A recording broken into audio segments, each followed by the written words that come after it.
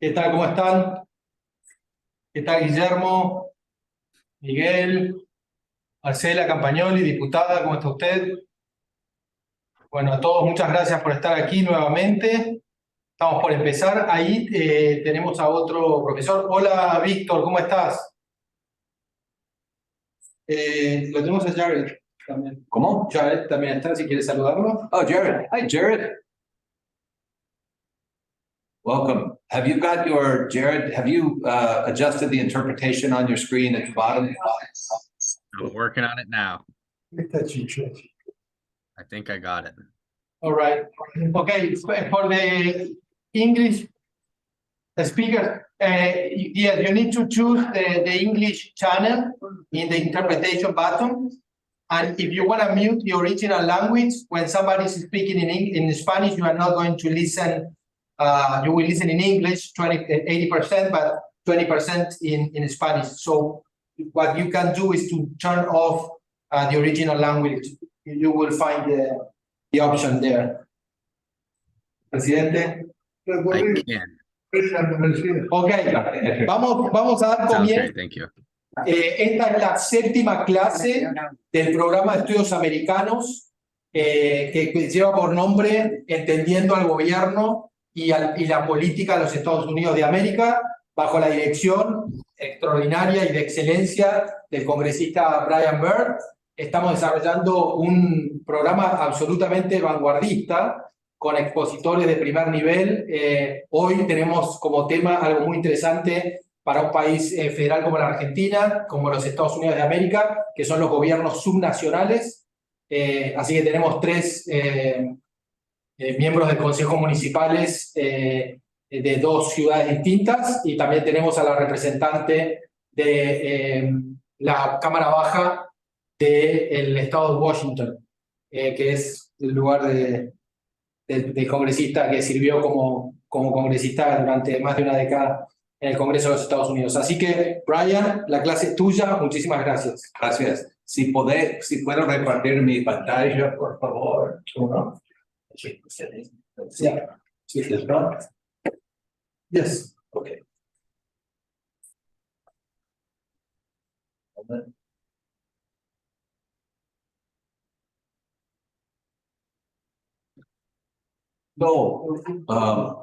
Good.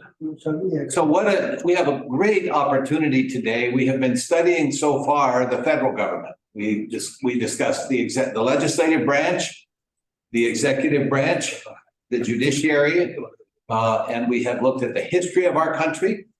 And today we get to look at other levels of government, and I am delighted because we have a series of outstanding speakers who I'll introduce in just a moment. I'm only going to do a very little talking today. You're in luck. You have better speakers than I, so that's a good thing. I want to start with just a few facts. Similar to Argentina, we have the federal system and then states and local systems. I just want to share with you a little bit of information. We refer to, so there's obviously cities, but the bigger areas around cities in which cities are located are called counties or boroughs. And we have a lot of them. We have 3,143 counties in our country. They vary. There are 40,000 county elected officials. That's just the elected officials. That's not all the employees. There are 3.6 million county employees across all of the counties, and the counties vary tremendously in size. I'm going to give you a chart here on the next slide very briefly. This is kind of an eye chart, but I want you to only focus on where the lines are, because that is what is the largest county, the top line. That is King County, named after Dr. Martin Luther King. It is where Seattle is located. So many of you know Seattle, area all around Seattle, which is quite larger than the city. No, privado era la primera materia de derecho que dimos, o sea, porque dimos filosofía y después privado 1 con derecho romano. Cuestión. ¿Alguien está hablando en voz alta? Por favor, que apague el micrófono. Sí. I'll try again. Okay. So the largest. Sí, gracias. The largest city and largest county in Washington State has more than 2 million residents. it contains the area of Seattle, then surrounding what we call suburbs in there. Some of the smallest counties, one of them is in my district. It's the lower arrow you see on the screen. It has only 4,000. So the job of county commissioners or county councils varies tremendously from small counties to very large in population. And then also geographically, there are great differences in geographical size. Usually, the more the people, the smaller the county. And the fewer the people in general, the larger the county, because that's our rural areas. Now to cities and towns, we're going to hear today from a city council member. After we hear from Nate and Jared, we'll hear from a city council member. There are 19,000 incorporated cities and towns in the US. It's interesting to me, I had not realized this. Most of those are fairly small towns. 14,700 have populations below 5,000. These are small communities. Jared and Nate in their county, which I happen to live in as well, represent a number of small towns. And as they'll tell you, they travel to each of these small towns and listen to what the community has to say. As did I when I was a member of Congress. I went to every incorporated town in my congressional district. There are about 300 cities considered medium-sized, but only 10 US cities have populations over 10 million. Last slide, I think, next to last slide. These are two slides. Don't worry about the numbers, just look at the trends. The slide on the left represents, in the blue color, those are federal employees over time. At the bottom is 1982, roughly, and at the top is 2020. The chart on the right is population growth in the United States. And the key thing that I think is fascinating by this is, of course, our population has steadily increased, but the number of federal employees has not changed very significantly in the last 20 years. Lots more people, same amount of employees. That's not quite true. The number of state employees increased fairly steadily for a while and then leveled off. Here is a quantitative chart where you can see fairly steady growth in state employees, although notice that the main growth came before 2010. Since 2010, state and local employees have not increased very much, but the population has increased by 10, 11 million people at that point. So we've seen, no more than that, 23 million people. So the same number of employees are helping a much greater number of population. And I have no idea how that plays out in Argentina, but it's a very interesting question, how many employees there are relative to the population and how that changes. I will tell you that our congressional offices, and I'm sure it's true of the counties, they tend to not get a lot more staff, if any, sometimes fewer staff, even as they have more people that they need to serve. Sometimes we use the public employee as a way to avoid unemployment. So it's an artificial. Interesting. Yeah, interesting. So that's a difference. We don't do this. Much more than. Yeah, the growth here is more than. We don't do that. Yeah, no. Well, I take that back. In some eastern cities, there is what is called a patronage system, not so much in the West, where if you support a candidate for the mayor, then you may appeal to the mayor's office for a job. That's a tradition of East Coast cities, not so much in the West Coast, a little bit, but not so much. So that's the context. Now, I'm especially excited for our first two presenters because two reasons. One, they're both young. And I think that's wonderful to see these brilliant young people in public service. And they've both been in public service for a number of years. Not only that, one is a Democrat and one is a Republican. And they have made it a special point in their professional work as representatives on the County Council of Snohomish County to demonstrate by going together to each of these communities, including they were in my hometown just last week, to answer constituents' questions, but also to show that even though they're from different parties, they share a common goal, which is serving the public. So I'm going to be happy to introduce Nate Naring and Jared Mead, and they will talk for about 30 minutes, followed by question and answers. And so I've asked them to describe a little bit about their jobs and duties, what the challenges are, what their purpose in working together is. With that, I'm honored to introduce my friends and the people who represent me in the county council. So I think that's really wonderful. Jared Mead and Nate Naring, please, gentlemen. Thank you, Brian. Really appreciate that. Buenos dias, everyone. Great to be with you. I learned a little bit of Spanish in high school, but not enough to be able to get through this. So I'm going to rely on our translator. Really appreciate you, Sol, for translating this. My name is Nate Naring, as Brian mentioned. I'm a county council member. Yes. Nate, I'm going to ask you to slow down just a tad. Sorry, I have people remind me of doing that, so they slow. Yeah. So sorry. No problem. Thank you for the reminder. Okay, thank you. So yeah, I represent Snohomish County along with my colleague, Jared Mead, who is also on the call. I'm 28 years old. I have a wife and 3 children, ages 4, 3, and 1, and really enjoy getting to work in government in the United States at the local level, and look forward to getting to talk with you today. I'll hand it over to Jared to do his introduction, and then we'll jump right into it.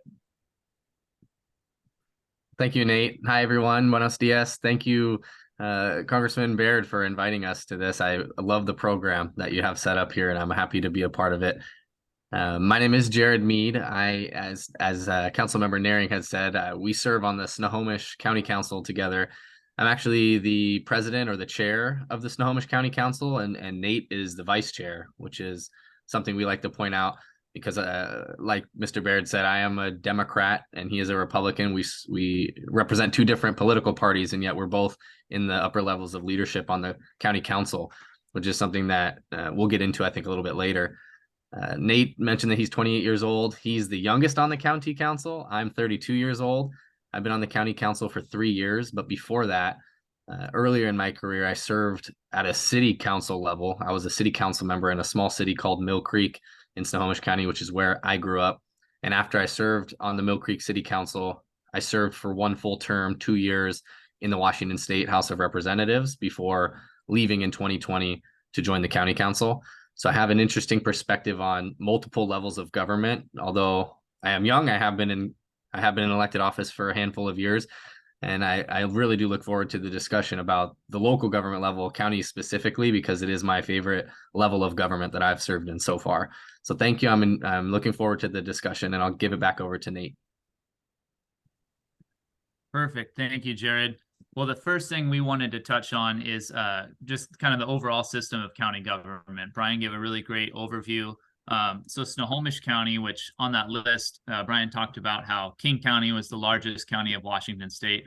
Snohomish County is the 3rd largest county in Washington State. We have a population of just over 800,000 people, and that's expected to grow to over 1 million people in the coming years. So we're a rapidly growing county, and with that comes a lot of opportunities, but a lot of challenges as well. Snohomish County is interesting with its geography because we touch the Pacific Ocean, the Puget Sound on the west, and we go to the Cascade Mountains on the east. And so we're a very large county that has kind of an urban and rural split. We have some urban areas. For example, the city of Everett is our largest city with over 100,000 people. And Everett is the home to Boeing, who makes aircraft. We have the world's largest indoor facility in our county, the Boeing facility. But we also have some significant rural areas, national forest land, a lot of agricultural and farming land. And so in that way, it's kind of an interesting county, how we have both the rural and the urban components. Jared represents more of an urban district, and I represent a little bit more of a rural district. And so we get to compare the issues we face with each other, which is interesting sometimes. The structure of our government is similar to I think what you've been learning about at the national level. So in the United States, we have 3 branches of government, right? The executive branch, the legislative branch, and the judicial branch. Well, at the county level, where Jared and I work, we have a county executive who acts in the executive branch. We have 5 county council members who serve in the legislative branch. And then we have several judges who serve in the judicial branch for our court systems at the local level. So Jared and I in the legislative branch on the county council have 2 primary roles. The first is to adopt our annual budget as a county government. In Snohomish County, we have a budget of about $1.2 billion per year, and that right now gets adopted annually. And actually, I think just next week, we're going to receive the budget and begin working to make changes and amendments before adopting a final budget in November. And then our other primary responsibility is the creation or the changing of county laws. And several examples of different laws that we work on at the local level. Just to give one recently that's maybe been of interest. In the United States, some of you may know we celebrate the 4th of July with fireworks. And so every time the 4th of July comes around, we get lots of people from both sides, some saying we want to outlaw fireworks because they cause problems, others saying we want to make sure people can continue to use fireworks. And so that's an issue that every 4th of July, people come to our county council meetings and ask us to take action one way or the other on. So just an example of one of the laws that we as a council are asked to weigh in on. Our council, like I said, is made up of 5 people, 3 Democrats and 2 Republicans. So Jared mentioned he is a member of the Democratic Party. I'm a member of the Republican Party. But I think the unique thing, as Brian mentioned, is we both work very well together and enjoy working with one another. And so that's a brief overview from my perspective. I'll let Jared correct anything I missed. No, that was great. I would add a handful of things, just as Nate was describing there, which is totally spot on. Some of the policy focuses and the differences that I think were highlighted for me when I joined the county council after leaving the state legislature. The heavy focus in local government, and specifically on the county government, is land use policy. So every 8 years now in Washington state, we do really big land use changes. So we have a process every 8 years to basically spend a year and a half, 2 years, which we started about a year and a half ago on the Snohomish County Council, and we'll be voting on here in the next year to do major land use changes. So upzoning for density, basically for more housing and to protect the environment. So that's one of the major key policy issues that I think county government focuses on. We also do a lot of law enforcement policy and budgeting. Law enforcement makes up about 75% of the Snohomish County budget. So the budget that Nate had mentioned, 3/4 of that is around public safety in some form or fashion, the judicial system, the police, the jail, etc. And we also do election services. So we run elections through the county government. And more recently, we've been investing a lot more dollars, energy, and time, and even policy in some senses in housing policy and mental health and substance abuse issues in Washington state and really throughout the entire country in the United States. We have a major substance abuse issue with some serious drugs, like namely fentanyl and others. And so we have been seeing addiction services needing to have more investment and focus. So we've been focusing a lot on how to orient ourselves, how the county governments can play a role in helping people who are in need of substance abuse and mental health treatment as well. But other than that, I think Nate pretty much nailed the scope of what we do as a county government versus, say, a state government or a federal government, which leads us into kind of the second piece that we really wanted to talk about, which was that relation and the difference between a county government versus a state and a federal government. We have so many layers that sometimes we cross wires. And so it's nice to know and have a solid education, which I don't even have really yet, even still after having served in multiple branches of government, the differences between and the way that we all work with each other and sometimes against each other, meaning the federal, state, county, city governments. When I left the legislature, I remember the 2 years that I served being inundated with local government officials, city councils and county council members, like what I currently am, telling us as state legislators that we are passing a lot of policies that are impacting the county governments and the city governments without funding those things. We call those unfunded mandates. We would be basically accused of passing policies and forcing local governments from the state level to do things that would cost money, but we would not use state funds to help fund those policies. So now joining a county council and seeing and having to operate in this world where the state is passing these policies and mandating the counties to do things around, say, election security or law enforcement investment or certain housing policies. They're telling us as a state legislator that is higher than us as far as power, legal authority, telling us that we need to do certain things, pass certain policies, operate certain ways, and then telling us we need to find the money to do those things as well. And so it is an interesting conversation to be had, the interactions between the county government, state government, federal government.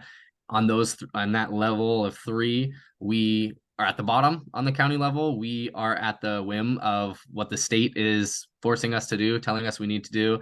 And same with the federal government. So anytime Nate or myself want to engage in crafting a new policy, we always have to vet with our legal team and our analysts how that policy, one, interacts with state law, two, interacts with federal law. Is it legal? Are we superseded in any way? And so that does make it complicated, but in our system, so far it's worked pretty well. Nate and I have worked together on a handful of policies where we have kind of hit head on with some state policy. Most recently, we co-sponsored a policy around law enforcement interactions and substance abuse, mental health. And I remember having to have conversations with state legislatures about what they were planning on doing, because in Washington state, we have a legislative session. So they don't pass bills every year. They pass policies, new policies, only the first few months of every year. And then they take a break for the next 3 months of the year.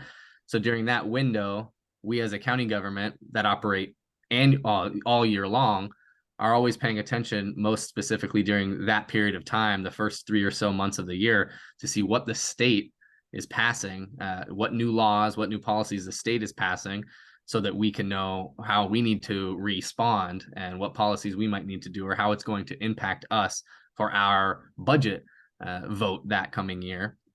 And in addition to that, a lot of times we're able to partner with state governments and federal governments for funding opportunities to do projects that maybe we would not be able to do on our own. So I can think of some really big transportation projects in Snohomish County specifically. Big, we call it the trestle, but a giant bridge connecting two freeways, which basically connects a big populated portion of the county with another big populated portion of the county going over a valley. And that bridge is estimated to cost somewhere around $1 billion. Well, a county government, as Nate had said, our budget this year is about $1.2 billion. A county government cannot afford to do a project like that.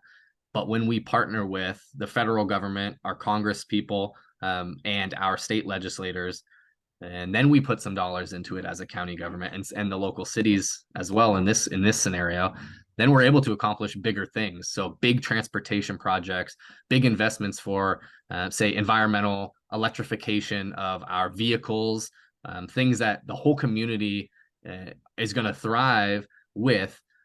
They don't care, constituents don't care whether or not it's a city project, a county project, a state project, a federal project. They just care that the bridge gets built, the potholes get filled, that the school gets built. And so we do try to lean in and coordinate with our state and federal governments when we can, and try to push back when we think they're going too far or mandating us to do things that we don't think make much sense. What do you think, Nate? Did I miss anything there? No, I think that was great, Jared. Yeah, I think maybe just one thing I would add, Jared mentioned that we go a lot of times for grant funding from the state or the federal government. And every year we as a council come up with a list of things that we want to ask for. And then we go either to Washington, D.C. or to Olympia and Washington State and ask for those things like transportation money, which Jared just described. The other thing we ask for sometimes are policy changes. So even if we don't need money for something, maybe we need a state law or a federal law change to help improve things in Snohomish County. And so one example of that would be in our court system. One of the recent requests we made to our state legislature was to add 2 judges to our superior court system in Snohomish County. Like I mentioned earlier, our population is growing so quickly, and we had the same amount of judges for several years. And so it was getting to be too big of a workload for the court system. And so we funded as a county, we put funding aside for additional judges, but we had to go to the state legislature and ask our legislators to actually allow for us, it required a change in state law to allow for us to add those judges, and we were successful in that. So sometimes we ask for funding help, other times we ask for changes in state or federal law that will help. But I think that's a great example. The other thing that's maybe unique about Snohomish County in some sense is I mentioned that we have 5 council members, which is pretty small for a county of our size to have only 5 council members. 2 of them also work in the state legislature at the same time as their county council members. So that gives us maybe a leg up or an upper hand when we go to ask for changes from our friends at the state level. And then we're also lucky to have people like Jared who have previously served in the legislature, and he has a special expertise in those things, which is really valuable to us. So I think that covers maybe our interaction with the state and the federal governments. Another thing we wanted to make sure we talked about is sort of our own personal working relationship between Jared and I, being a Democrat and a Republican. And as many of you probably know, it's a particularly divisive time in the United States. It has been for the last several years, I think, since both of us have taken office. And one of the things that we share common ground on is wanting to rise, I think, above the partisan politics that we see too often at the national level in our country from both the Republicans and from the Democrats. It's interesting because Jared and I are both fairly young. We get invited to come and speak to students in schools fairly often. And when we go and talk to the students, oftentimes they'll be pretty disgruntled with what they see at the national level. It turns people off to see people fighting all the time and to see not a lot of progress being made, and just a lot of anger and divisiveness. And so for young people especially, but I think for all people, it turns them away from government, which is unfortunate.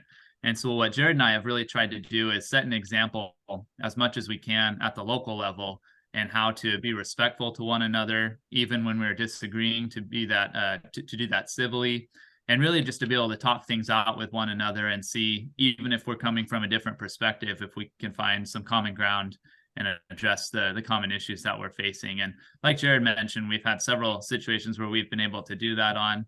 There's a lot of policies which we've been able to co-sponsor as a Democrat and a Republican, which is virtually unheard of at the national level in the US Congress. You'll never see that happen. But at the local level, we've been able to do some of those things on environmental policy, on housing policy, on drug policy.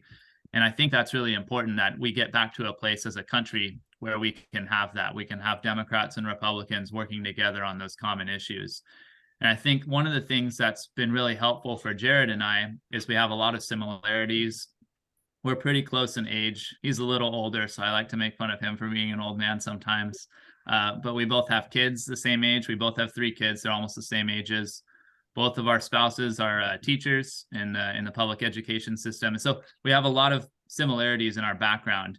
And I think being able to talk with one another about things outside of politics, outside of government, has helped us to really grow strong in a personal friendship with one another. And in turn, that helps me to humanize Jared and to see him as a person with a good heart who's looking at political issues, and trying to do what's best for his community. And I think he would say the same thing. And so when we're able to humanize one another and have that personal relationship outside of politics, I think that's really benefited us and brought a lot of value to our political relationship and in our ability to get things done and deliver results for the community, the shared community that we represent. And so anyway, I'll just start there, and I'll let Jared take over. Yeah, that was great, Nate. Nate and I have actually embarked on a mission together over the last couple of years, and I want to talk a little bit about that, if you wouldn't mind. Nate actually recruited me. I don't say this much in my own community, but I can say it to you because none of you know my neighbors. Nate, he actually recruited me to join the county council when I was in the state legislature. My predecessor retired, and I knew Nate because his father is also in local politics. He's a mayor of one of the larger cities that I represented when I was in the state legislature. So I knew his father a little bit more than I knew him, but we had interacted enough for him to know that I was open-minded and thoughtful, and I wasn't an extremely rigid politician stuck in my only party loyalty, and I was open-minded and willing to work with people who I disagreed with. And so he reached out to me when my predecessor announced that he was retiring to see if I was interested in going for this position.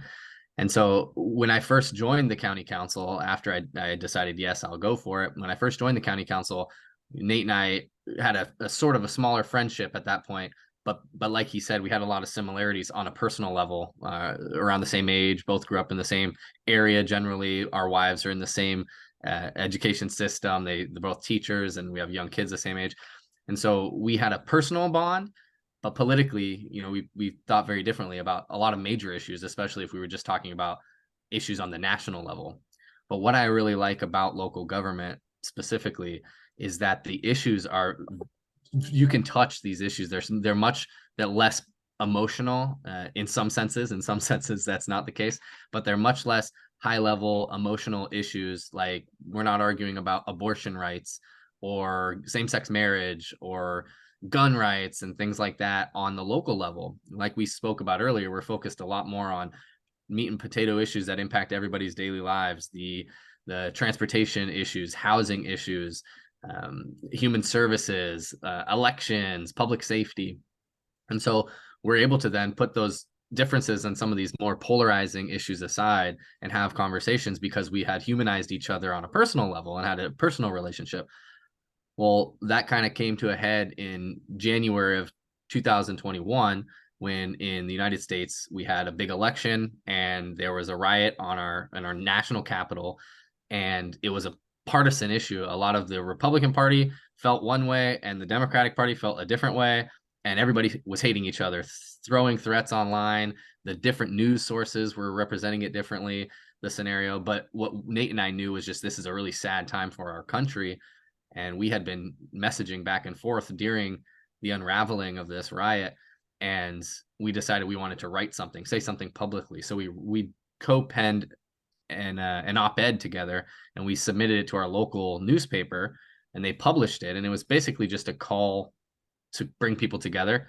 We should start talking more. We should start humanizing each other. We should stop throwing proverbial bombs at each other. And our parties, the local Democrats and the local Republicans, really did not like that we did that we wrote something together. But the professors at the college, the high school history and government teachers, the local community organizations, like we have Rotary clubs and Kiwanis clubs, which are just small community groups, basically, they saw what we wrote and really liked it and responded positively and asked us to start giving basically joint speeches, joint lectures about depolarization and working together and being civil with one another. And so for the last 2 years, we've been doing that together. And it's what we've noticed, and the reason that I'm spending time talking with you all about it is what we've noticed is the response has been very positive, not just with these groups that have invited us or with the young people, which it absolutely has been, particularly with the young people, but also with other government officials, other people who I might have thought were very partisan, very rigid and stuck in their ways as far as being a Democrat and hating all Republicans. Even people like that have responded very positively. And in my experience, and I know I've talked with Nate about this, he feels the same way. People have been more open and willing to talk, at least to us, about working together on things. And so the reason I bring that up is because I think that government works best when we put aside some of our differences and we can compartmentalize our disagreements and focus on the task at hand. Nate and I can disagree about certain things based on maybe our religious views or our personal perspectives or our life, family experience, whatever it is. But if we're talking about a transportation project, we can talk about a transportation project and not think about those things. And I think the governments specifically need to be able to do that in order to operate effectively and efficiently at any level, city, county, state, federal. And that's kind of what we preach. It's hurt us both politically in a lot of ways, but I think has also been the most fulfilling thing that I've done in my 7 years in elected office, is just trying to be a bipartisan person that shows that it's okay to work together. And I think we become more effective that way. So I'll get off my high horse, but that's just something I'm very passionate about, something we've been focusing on very heavily, especially in the last year or two together. You have anything to add, Nate? Yeah, no, absolutely. And I think one other thing I would mention, Jared touched on this, but when we've been working together, as a Democrat and as a Republican, it's been very unpopular with our parties. They have not been fans of it at all. The more rigid members of our parties, I should say. But what I have found, what Jared and I have found, and I think what we've been pleasantly surprised by, is the amount of average community members who are inspired by this and who really want to see it. I think what it has shown us is that the divisiveness in our country and in our communities is caused by a very loud and vocal minority, but that the majority of people in our communities, and I think throughout the United States, do want to see people coming together from different perspectives and working together to try to find solutions to the common issues we face. And so that gives us both hope for the future. I think, you know, if you turn on the TV and watch the news, you don't feel so good about what's happening in the United States. But I think when you get to go out and talk in these community meetings like we have, you feel much better about where we're at as a country and where we're going in the future. So anyway, I think it's been a real honor to get to work with Jared and look forward to continuing to do that. I see we're almost at 1:40, so I don't know if we want to open it up for questions, or Jared, if you have anything else you want to add before we do that. Well, I know that, Brian, I saw you were about to stand up. You sent us a couple of prompts you'd like us to cover, and the last thing we were going to talk about was just being young in elected office. Comfortable diving straight into that or doing the Q&A? I'll wait to hear from you what you think. Talk about the youth issue for a second. Okay. Yeah, no, happy to. So as Brian had mentioned, and as we spoke at in our intros, Nate and I are pretty young for elected office. We're really young from my perspective, really young for county government. In my experience, county government has some of the older elected officials. I served in the legislature where the average age was probably somewhere in the low to mid 50s. County government, I think Nate could correct me if he thinks I'm wrong here, but a little bit older than that even. It's been an interesting experience being a young elected official. I was first elected to the city council when I was 26 or 27, and I was the only one younger than 50 on the city council when I took office.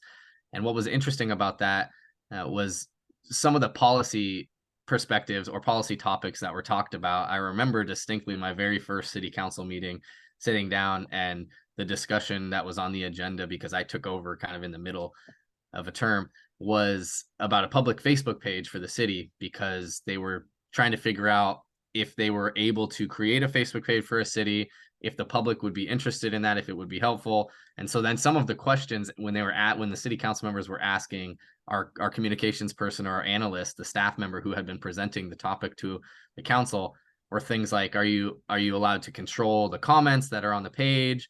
Or can you accept friends or block people, or how do you?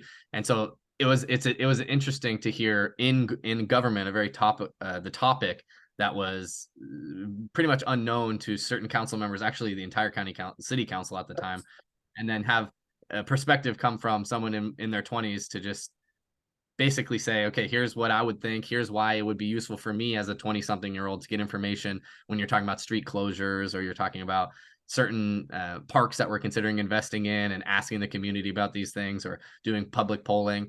So that's one example early on in my career that I ran into as being a young person.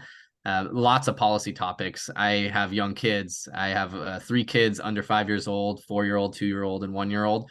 And so when we're talking about investments in early education, early childhood education, and the importance of class sizes and investing in teacher salaries and things like that, I think that not that everybody doesn't care about those issues, but that if you aren't going through it in the immediate, it's a completely different perspective. And I think all perspectives need to be reflected. And I think there's a certain segment of the population that is less represented in government. So decisions being made are not necessarily being made with the perspective of the young people in the future, rather than people who have been through their careers and are now serving, and maybe not looking as forward as they are in the current or in the immediate. And so I think having young people elected is important, because they're consistently pushing and thinking more long-term, more future, because that's what's going to impact them and their family the most. We need all ages. We need people with wisdom. We need people who have been in the system, who understand how it works, certainly. but I have noticed a lack of youth in elected office, period. So it has been an interesting experience to kind of fill that void in each level of government that I've served in.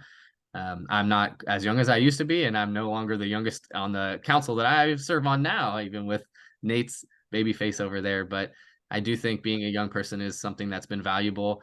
And I haven't necessarily faced the discrimination that some young electeds say that they have faced, and no, undoubtedly probably have. I mean, I do, when I was served in the legislature, I was consistently confused with the security guards as being staff and all of that. But if I'm carrying around my badge, it's not like I was ever stopped and told I was not allowed to go into a room after I showed my badge and said, no, I'm a state representative. So I've never felt much of a negative to being a young person. Maybe out when I'm campaigning for reelection and knocking on doors and talking to voters, it's maybe a little bit harder to earn respect at first. But I've found that if you're willing to level with people and have conversations and admit where your flaws are, but also where you think your benefits are, then people will respect you at the end of the day. So I've only felt that it's been a positive to be a young person, and I've given an interesting perspective and a needed perspective from, at least in my opinion. How's your experience been, Nate? Yeah, it's been good. Very similar, I think, to Jared's. I started at the county government when I was 21 years old. And I remember some of my first meetings with the different departments and staff, they thought I was an intern. So that was always fun. And then on the campaign trail, I remember when I was first starting at 21, being very nervous about what the perception would be of someone so young running for office. But it was interesting. After knocking on lots of doors, I kind of got a common theme. I would knock on the door and somebody would say, "Oh, you remind me of my grandson or my son." And they'd be excited about seeing more young people getting into office and running for government positions. And so all in all, it's been very good. I think a very positive experience as both as a candidate and as an elected official. And so that's been good. I've enjoyed that. Happy to jump into questions now. Brian, I don't know if you're moderating that or how you want to handle that. Well, first of all, thank you, gentlemen, for a very insightful presentation. We don't hear enough of that level of government. And I want to observe just a few things that stood out for me. One was how important it is to appreciate that a law passed by the Congress or by the state has to be it has impacts on the local communities. And sometimes the federal government passes a big law that imposes a very substantial burden of economics on the local communities. And the state government does it as well. And you gentlemen have to deal with that. The other issues that I think are so important that they mentioned, when they spoke earlier about zoning. Zoning is the process by which we decide what kinds of buildings or activities can go where. So that means, for example, if you have an area of single family homes, the classic American house, somebody can't just come and do a factory there. That would be contrary to the zoning. On the other hand, if you're a farmer and your land is zoned for farm, but you want to sell it to build houses on the land, then the county may or may not let you. So these gentlemen sometimes are in the middle of some very difficult struggles.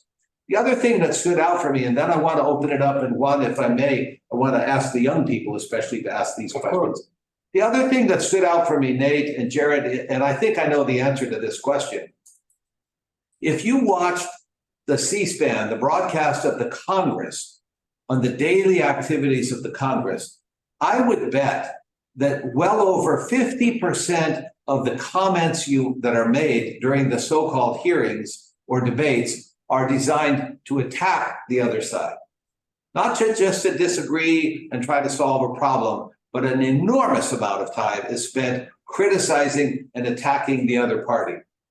In your experience, both of you, how much time do each of you as individuals spend trying to score points on the opposing party as opposed to making a point about what you think the best policy was? That'll be my one question, and then we'll open it up to the students. Nate, Jared? Personally, go ahead, Nate. No, go ahead, Jared. I was going to say, I think that, and I think my answer is going to be similar to Nate's, and I think that's probably why we get a lot of crap from our parties, the Democrat Party for me and the Republican Party for him, is that we try to spend no time at all attacking. Sometimes there's baiting attempts. Sometimes people are throwing things out there purposefully, policies, proclamations, or even just statements that are trying to entice those things out of us to make you more divisive, to say negative things and go on the attack, because that's what's juicy, that's what's exciting, that's what newspapers write articles about, that's what the news wants to cover. But I personally don't on the dais throw attacks, lob attacks, even on social media. I try to stay away from that because I think it's distracting to the mission of trying to get good policy done. It doesn't mean it doesn't happen on local government. It absolutely does. And we have plenty of examples in the 3 years that even just I've served with Nate on the county council of council members doing that. But I think you'd be hard pressed to jump on our public records and see all of our videos and find an example of Nate or myself throwing an attack out publicly on the dais, because I just have too much respect for the government and the process and the people that I represent to try to demean and deteriorate the role of a county government to do something like that. But it does happen, just not nearly as much as you said, not nearly as much as it does on the national level, where it seems like folks are trying to throw out attacks because it's more about the politics of getting reelected and maintaining power than getting good policy done, because it is absolutely counterintuitive or counterproductive in trying to get good policy done when you're doing that, if you're not focusing on the actual policy itself. Thanks, Yeah, Jared. I agree with everything Jared said. And I would just add, we do have from time to time very controversial issues at county government. And the drug issue is a good example where, people feel very strongly on both sides. And so we have very intense discussions. But yeah, we try our best to be respectful. And, after a vote's taken and there's a winner and a loser, we try to shake hands and then move on to the next piece of work we have. You know what I'd say just on top, just real quick before we move on past that, is I think it matters who's watching, because people want to put on a show, especially elected officials. We all have egos. We all have to run for re-election, like to see ourselves on TV. And so local government, I think is the government that's being paid attention to by far the least by a voter or by your constituents.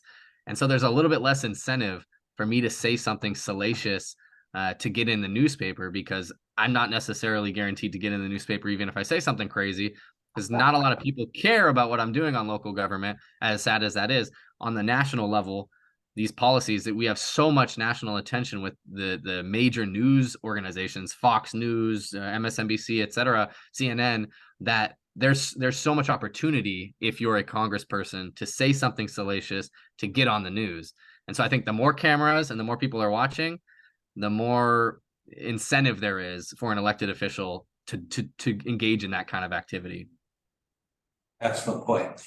With that, I'm going to introduce Juan de Dios Inconegui, who was the opening speaker. He's our host for this, the leader of the organization that is sponsoring this, and he will call on questions. And I really especially want to invite the students who are participating, because these are going to be our youngest speakers here, and some of you could be in their position at some point very, very soon. So Juan? Yes, Nate and Jared, thank you very much for your inspiring words. It was really amazing. We need a lot of your thinking in Argentina. We have here a young participant in Zoom, Santiago Traini. Please go ahead, Santiago. Thank you.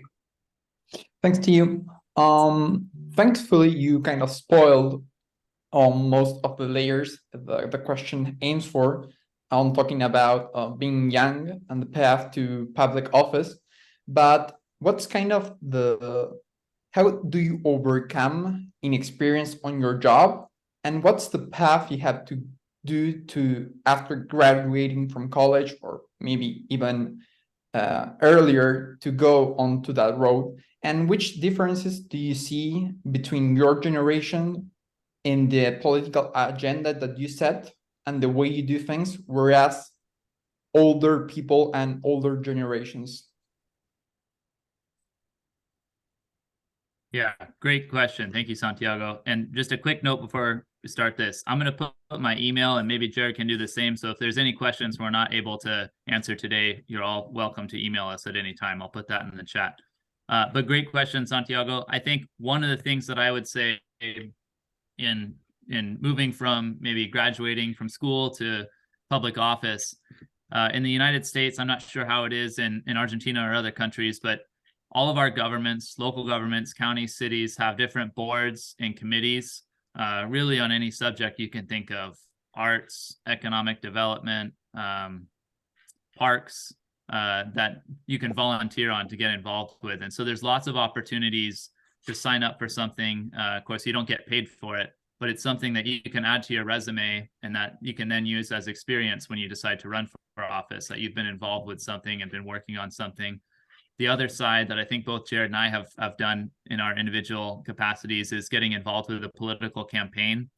And that can be really helpful to either manage a campaign of somebody else running for office or volunteer somehow to get that exposure and that experience for what it's like to run for office. And that can help to prepare for when you run one day. And so there's lots of ways to get involved. And I think those can help a little bit to overcome the perception of inexperience. But I will say one positive thing, inexperience is something your age you can't really help. But one positive thing, I don't know if I should say positive, but it makes it a bit easier, is I felt like when I started, the bar was a little bit lower because I was younger. Maybe people didn't expect so much from me. And so if I work hard and I do my best and I put in hard work, it's a little bit easier for me to exceed expectations than maybe someone who's older from me. So I can make a good first impression. And I think that's a benefit of being young and getting into government. And then your final question on issues, maybe the difference between generations on issues. I think the environment is definitely one that stands out as something that our generation cares about more. Not to say that older generations don't care about it, but it's a bigger focus. Technology issues, I would say. And in the United States, at least, I would say a final one is affordability. In the older generations in the United States, somebody could, on one income, own a home, own a car, participate in the economy. Now it's much more difficult. Usually two people, both the husband and the wife, or whatever the family unit is, are having to work to pay for the house and the car and the student loans. So it's a much different economic situation for people. And I think that influences policies as well. Jared, what do you think? Yeah, you covered a lot of what I would say, and I agree with all those. What I would add is, so you asked kind of a 3-part question, so I wrote them down so I would not forget. The first part was about overcoming experience, and I think one of the things, obviously Nate said it, you can't overcome experience by having experience because you don't have it yet, you're young, etc. But what you can do is you can be thoughtful enough and self-reflective enough to understand that you have shortcomings, that you don't have experience in this particular sector or this. And the most important thing is to admit that to yourself, at least admit that, and then reach out to the people who do have the experience and rely on the people who do lean in. I think what I've found, especially when I was campaigning as a young person, the initial reaction is you're way too young. You just graduated college. You're not going to have real world experience. You don't have kids. You don't own a house. You don't pay property taxes. What do you know about what my life is like? How could you possibly represent me? And you can't deny those things. If you admit those things up front and you say, you're right.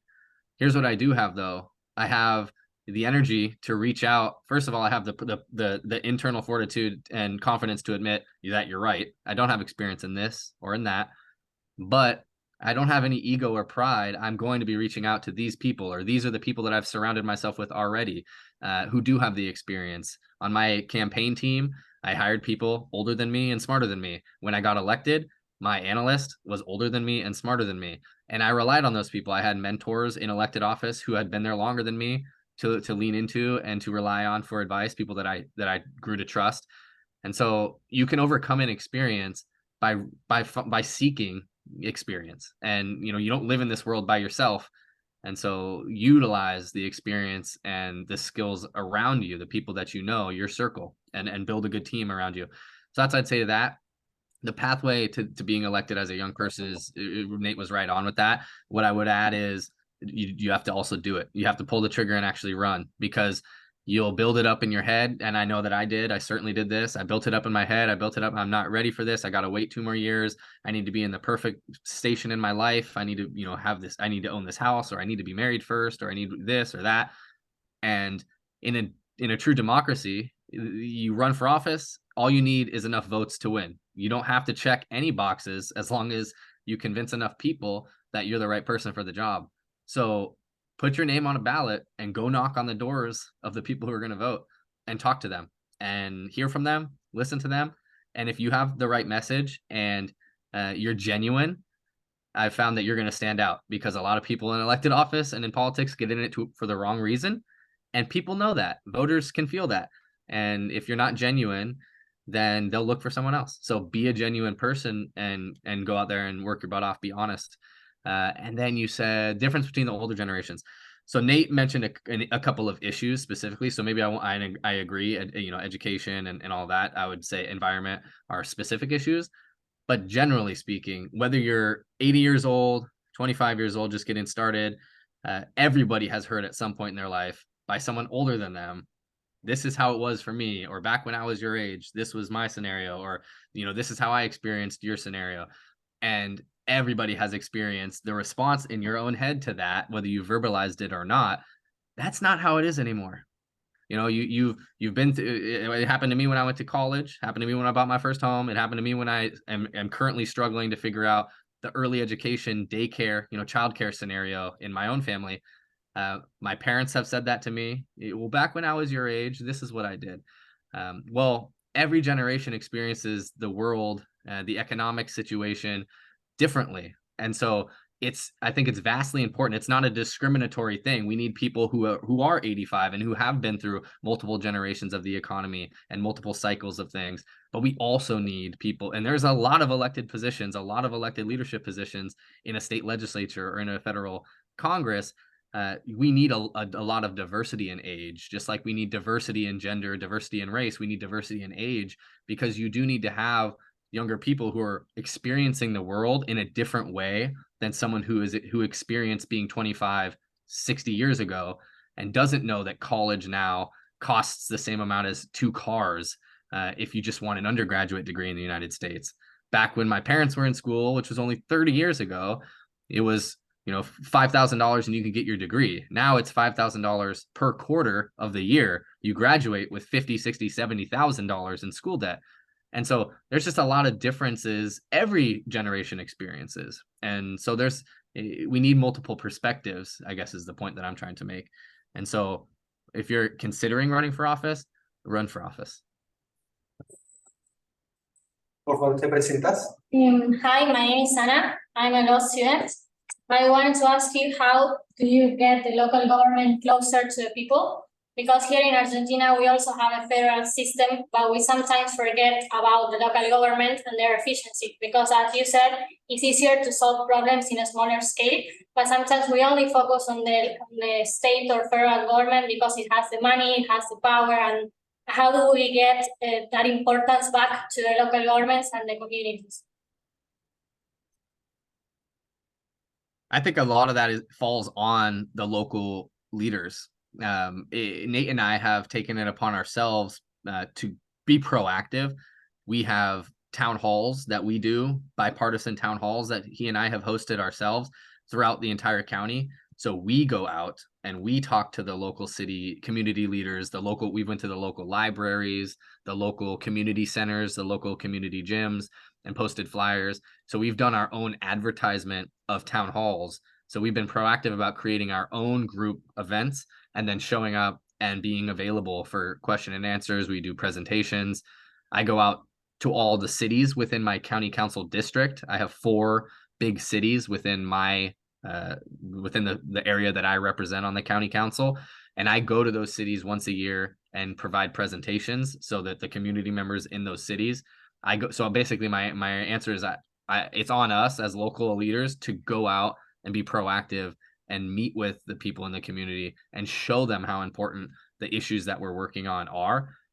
In my experience, we only hear from people when they're really, really upset about something that's happening within a square mile of their house. Other than that, their Congress people and their state representatives are hearing about the high level issues, topics. But you shouldn't wait until there's a pothole that needs to be filled, right outside your kid's bus stop, or the school is overflowing because they haven't invested enough teachers or built enough new buildings. or a new apartment building is being built next to you that you're upset about. You shouldn't wait until that happens to understand what's going on in your local government. And so I think it comes on local government electeds to go out there and be proactive and show the importance of the work that we're doing. And then we need more education in our school system, which is like another 3-hour lecture that we should do, because we don't talk about, at least in American government system or American education system, we do not talk about government enough. So I don't think kids graduate from their public school experience with an adequate understanding of the way their government works and how important their government is to their daily life. But that's a whole nother topic, like I said, that we do not have enough time to get into.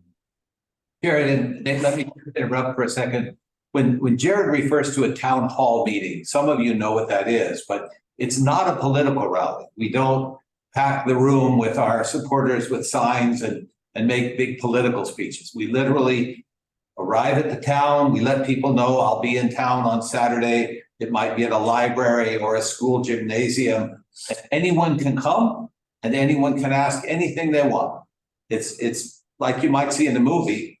Unfortunately, they've become very partisan lately sometimes, maybe less so at the county commission level, but it is a really wonderful tradition. And these gentlemen do it all the time. They are and they go beyond their district. So Jared has a portion of the county he represents. Nate has a portion of the county he represents. Jared no one in Nate's area can vote for Jared and vice versa. But they go anyway because they want to understand the situation of their friend and colleague when it comes time to debate things. And I really respect that. They're not over there saying, I'm only going to talk to people who could vote for me. I represent the entire county, Democrats and Republicans, rural and urban. So that really helps address your question.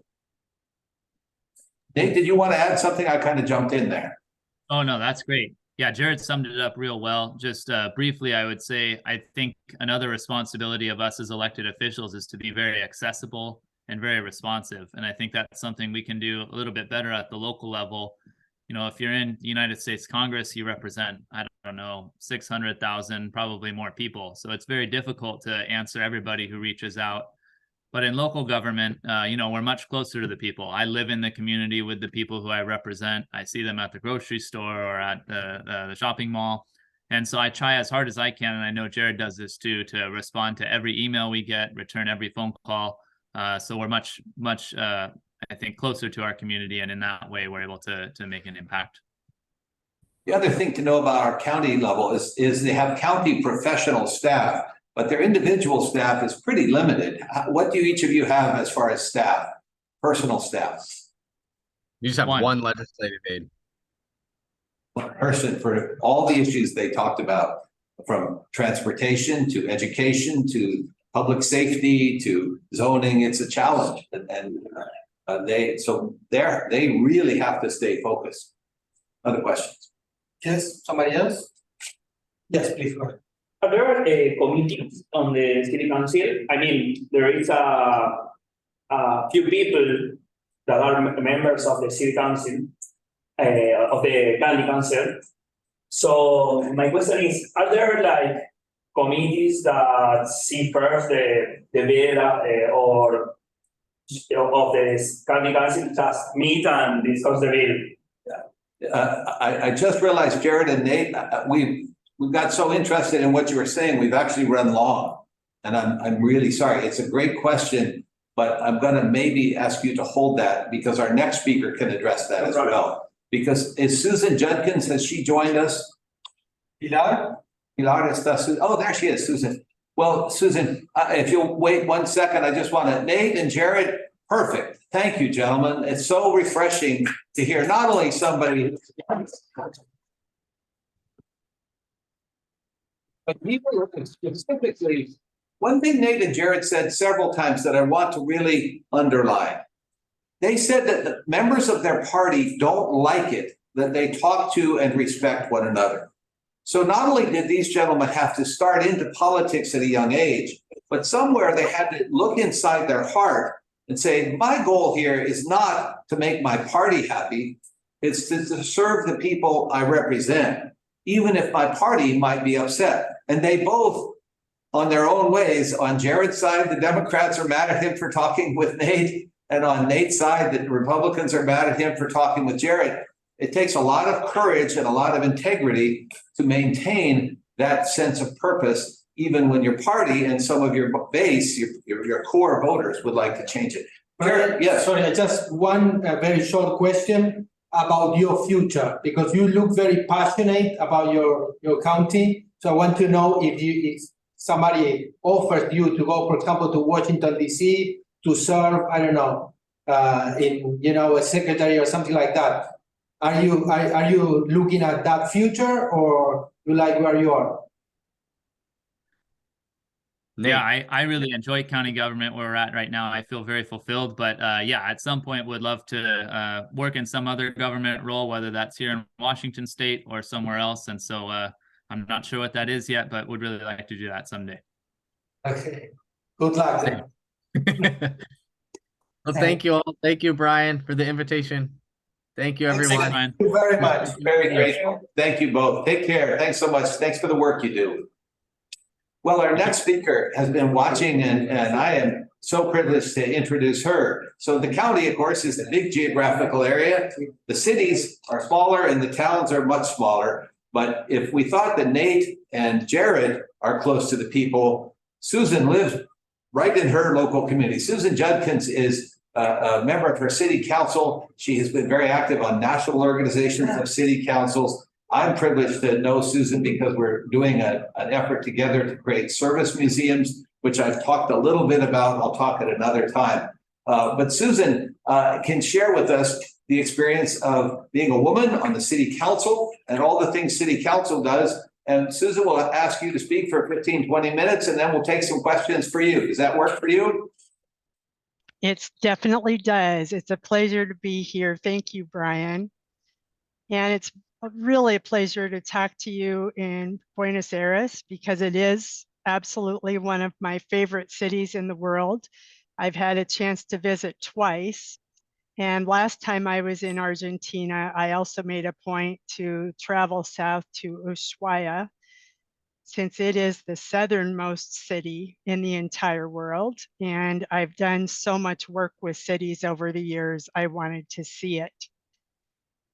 So I'll give you a perspective from a little bit older, more seasoned elected official. And also, as Brian mentioned, from the perspective of being female. So I grew up being very interested in politics, especially because my mother was so active in the county Republican Party where I grew up. And I too became active in the Republican Party when I moved to a new county where I didn't know anyone. It was a good way to get involved after I had graduated from college and get to know people. I was first asked to consider running for a county supervisor role when I was very young, and I did not think I was prepared to do that yet. But later was encouraged to consider running for the school board. And that's also an elected position, a nonpartisan position, and was elected to the Indianola School Board. That was the town I lived in the past, back in 1997. And I served on the school board for one term, was running for re-election in 2001. And that year, the election fell on what we call 9/11. It was the day that planes ran into the Twin Towers in New York City and the Pentagon in Washington, D.C., and another plane had crashed in Pennsylvania. So that year, there were 3 of us running for 2 seats, and I did not win re-election to that position, but I'll never really know what the outcome would have been without such a catastrophic day, because almost nobody went to the polls. And it taught me that since we are able to vote early in many elections in our country today, that it's a really good idea to vote early because you don't know what might happen on any given day. After I lost that election, I ended up taking a new job. I was working in a job anyway. These elected positions don't pay very much, if anything at all. So I needed another job, and I took a new role as Director of Governmental Affairs for the Iowa League of Cities. And it turned out to be pretty good that I wasn't serving on a school board, because sometimes schools have different beliefs on positions than cities do. And so as I became a lobbyist for cities, I learned even more about cities, never knowing that one day I would become a member of the city council in my own town. I first ended up, before joining a city council, running for the Iowa House of Representatives. I had been lobbying for 10 years. During that time, I switched political parties. I decided to become a Democrat instead of a Republican. I knew I was a fiscal conservative, but I decided neither Republicans nor Democrats were very good at being conservative when it came to money issues. But I thought I lined up better with the Democratic Party on education, the environment, and on a woman's right to make her own healthcare decisions. And so then when I did run for the Iowa House of Representatives in 2012, I ran as a Democrat, and I ended up running against an incumbent Republican, and I came very close to winning that race. I lost by 22 votes out of about 18,000 that were cast in our election. And I ran on a very reasonable basis of trying to say to members in my district that I had been a member of both parties, that I got along really well with other legislators who belonged to both parties. And I wanted to be someone who could help to encourage working together. And people really liked that message. So after I ended up losing that election by such a narrow margin, it still brought me a lot of respect from the community. And I was asked to put my name into the hat, basically to put my name into consideration for appointment to the city council when an opening occurred.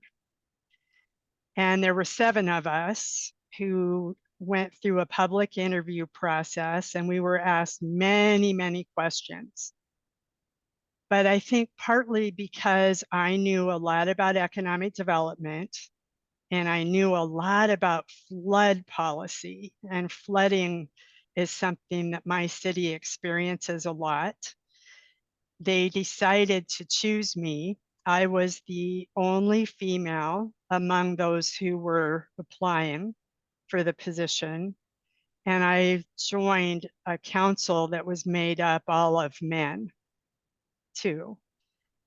But I've been serving on that council for the last 10 years. I've since run for and been reelected to my council position twice. And I'm running again now this fall to be elected again.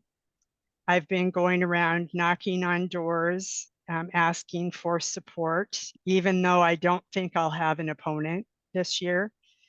And it's been interesting that most people really want to talk to me about more national issues rather than the city issues. And it's partly because they don't always know what a city council member decides.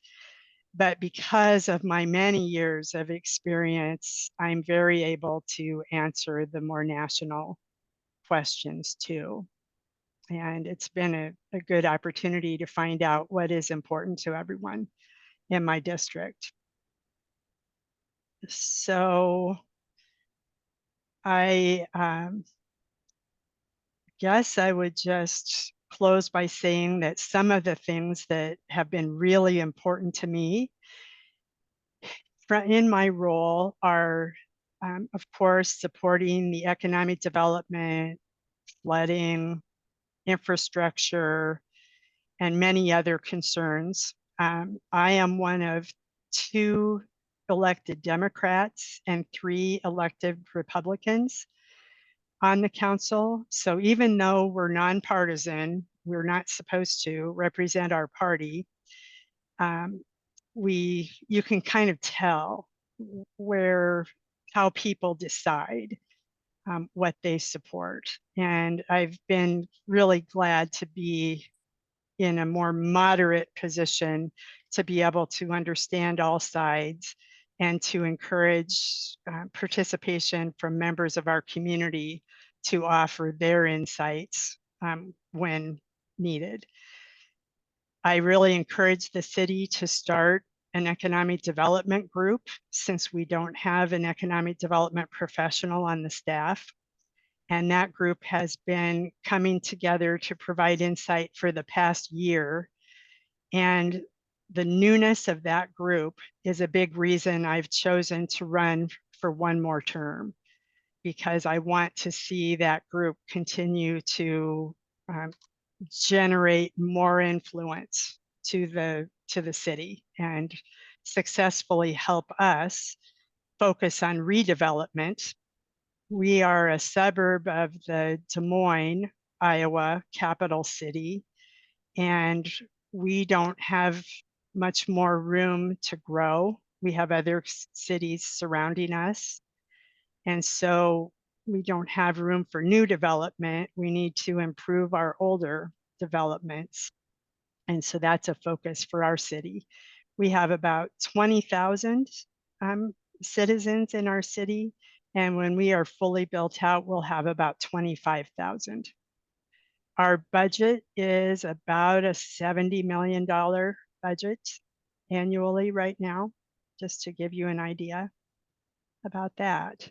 So it's also important to me to serve as a mentor and someone who encourages other women who are either considering running for office or are serving in elected office. And that brings me a lot of pleasure to provide insight to them. I also helped start a group called Polk County Women in Government, and that includes female elected officials from cities throughout our county, as well as the county and a few other institutions, where we can share insights with each other as women. So I guess I will stop there and open it up to any questions. That is really wonderful. One thing Susan said, it's important to understand that some of our offices are partisan. In other words, you identify as a member of a political party on the ballot. You may say, I'm a Democrat or a Republican or an independent, but many of our local elections, county, city, etc., you don't specify. You don't say I'm a Democrat or a Republican. Now, typically you will say I am endorsed by, and you can tell from who endorses whom, what the party might be, or from the way people describe their positions, but it's not necessarily formal. It may relate to your question. Go ahead and ask your question again. Okay. Are there committees in the city council? I mean, some city councils are composed by very few people, like 5 members. Even are there committees or just typical the sections of the city council? There are a number of different committees that city council members participate in. One example for me is our personnel committee. And so we have to have fewer than 3 of the council members participating, or else it has to be an open meeting. Right now, there are 5 of us who are elected to the Clive City Council, and 3 or more would be considered a majority of the council. So to have a private discussion, we can have 2 members of the council plus the mayor, plus some staff. And that's an example of a committee that doesn't have members of the community serving, because the things we discuss are very private.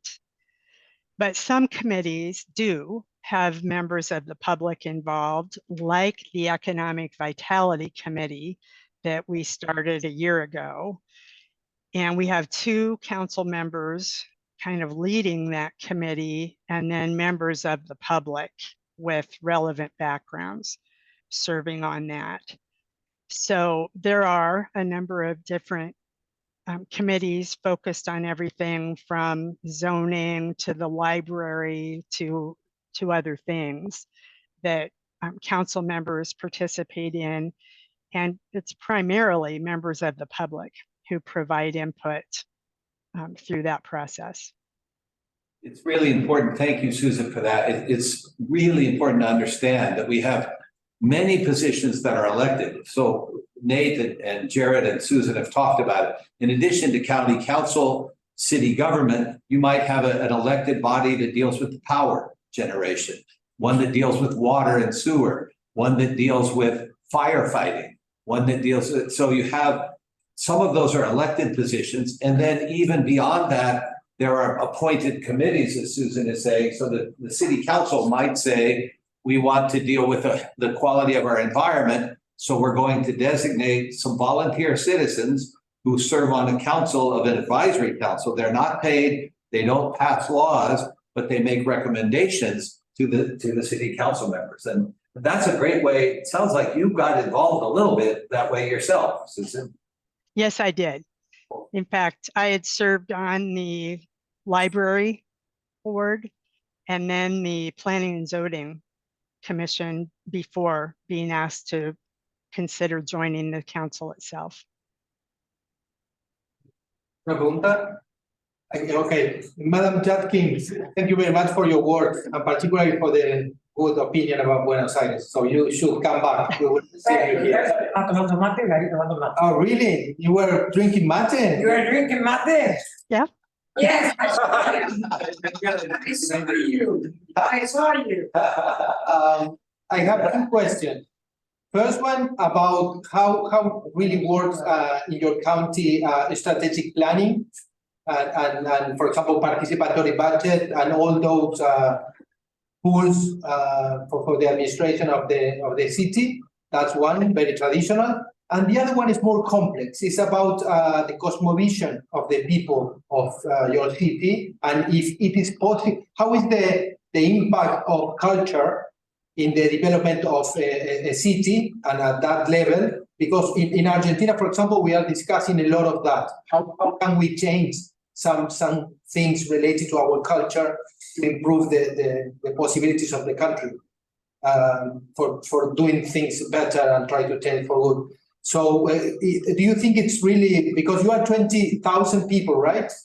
Right. So it's a small town, but probably there is a limit, and you cannot, but that's why I think that it's very important, the people itself, not just the government, of course. Okay, I'll first answer the question about strategic planning and then talk a little bit about cultural impacts. Every year, to undergo a strategic planning process, we bring in a facilitator from the state of Florida, and Lyle is his name, takes both the elected officials and the staff, especially the leaders among the staff in the city, through a strategic planning process. And it kind of forces us to prioritize how our staff will spend their time in the upcoming year and how our limited resources will be utilized. It's so easy to want to do everything. You know, people are complaining about all the potholes in the streets. We wish we could fix everything right away. We have to figure out how to do that as quickly as possible, while also building a new fire and police station and making sure that we are addressing some of the cultural needs and issues in the community. So sometimes that means that certain things fall off the list for being done in the next year, and we keep those kind of off to the side for reconsideration next year. And it helps to make sure that our staff doesn't get overburdened and that we can be successful in accomplishing what we need to get done. And I will say that Clive has ranked very highly in terms of recognition from members in the community when comparing our city to others all across the nation of being successful in accomplishing what we need and want to do. So our strategic planning process has been very helpful in helping to make citizens happy, which is the overall goal.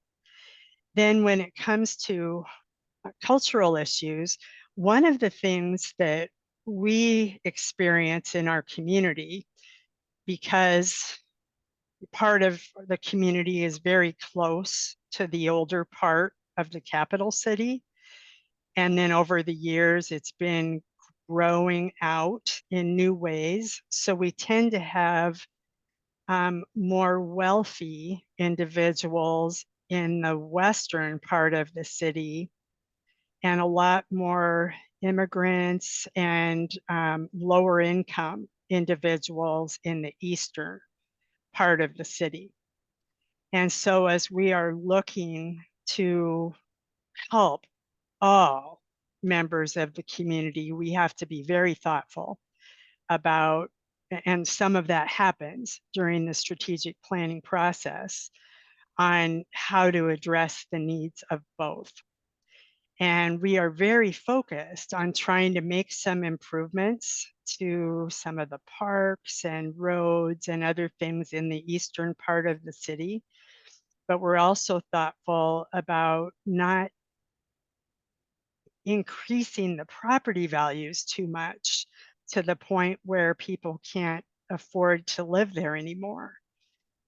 So we did open a new community center in that part of the community. It's been very popular and well utilized. We incorporated a branch library in that community center that we're making sure is providing services to that part of the community. And we're also having to spend more time thinking about how to address a homeless population and what we can do to enable more affordable housing. So those are all issues for us. Thank you, Susan. Susan, I want to ask you a question, unless there's one coming online. The question I have, Susan, is it's sort of two parts. One is, I had, when I was in Congress, a couple of times people visit from other countries. There was a gentleman from England, and there was a gentleman from China who actually served in my office for a long time, about 6 months. And both of them said that in their country, they were not as accessible to the people as the politicians in our country, in the sense that you answer to your constituents. We heard from Nate and Jared that they have town halls. I had town halls. I would bring these people from the other country with me when I went to my district and had town halls. And they would say, wait a second. Your citizens can ask you anything they want. They can get up in a room and criticize you. They can ask you to help them. They can disagree with your position. And you do this every week. And I see you're smiling, Susan. It's part of the job. And so I want to ask about your experience of that. And then I want to ask you a personal question. Why do you do this? Well, on the accessibility, our cell phone numbers and our email addresses are published. So it's very easy for anyone to reach out all the time. They don't even have to come to a forum to talk to us. Our city council meets every other week, and there's always time for the public to address us on an issue that's not already listed as an agenda item. So we're very accessible that way too. And luckily, I haven't had to experience being criticized very often, but people definitely can do that. And I mentioned that I'm up for re-election this fall. We'll be having a forum in a couple of weeks, I think, where people will have a chance to ask questions of those who are running. So especially when elections are happening, there's interest in that. And then as to the question about why I do this, it has really been important to me to give back to the community. It's why I agreed to run for the student council, or I'm sorry, for the school board, and then also be considered for the city council. And I've thought hard about whether I should be running again this time, because as we heard from Nate and Jared, there's a lot of value in stepping aside to make room for a younger person. But we just got this Economic Vitality Committee up and running. It's something that I had to spend multiple years convincing my council colleagues and the staff during the strategic planning process to finally prioritize so we could do it. And I feel that it kind of needs someone with such a vested interest as I have to continue to see it through for the next 4 years, so it can be fully implemented and hopefully be a reason to get a staff person put in place to support the need moving forward. So for me, it ended up being a pretty specific reason this time. What I love about that answer, Susan, is it was not about your personal power or partisanship. It was about you are doing something for the benefit of your community. You want to see that through. You want to continue that effort until that effort you started has reached where you hope it can be. And that's that sense of service, which we've talked a lot about here. In fact, Susan, very first class, very first thing I say is that the fundamental goal of a politician should be public service. And you've embodied that. But see a big difference with Argentina, I think. You have the town halls that are tools for you to talking with the people, with the citizens. But you have, of course, some violence in the United States, in the streets, in different places. But I don't think that this is a question that you have political violence. For example, in our country, it's common to do big demonstrations of a political party, moving to the people through different means, but basically not necessarily the people doing by themselves, but because of the capacity of the political parties or the leaders from different territorial places. So the question is, I understand that that's the question. Your society is peaceful enough for doing town halls? Is that's the question, basically. I think you need like a prerequisite, which is like a peaceful society or develop the town halls and kind of meetings with the people. Or it is generally peaceful, but there are examples where it is not. And we've actually had people shot at some council meetings in the state of Iowa over the years, especially about 40 years ago when we were in a terrible financial crisis that was known as the farm crisis. So we do have our police chief at every meeting, and the place where we sit has some protection if there were to be a shooting that were to happen. So it isn't that could never happen.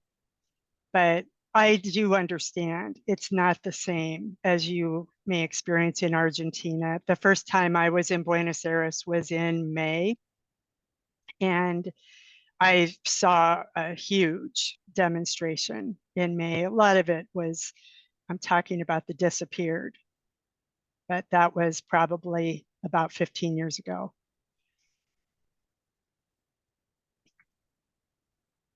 Any other questions? Susan, I'm so grateful. No, Néstor. Lo siento. No, so former governor. This gentleman is a former governor, a member of the legislature, a member of the Congress.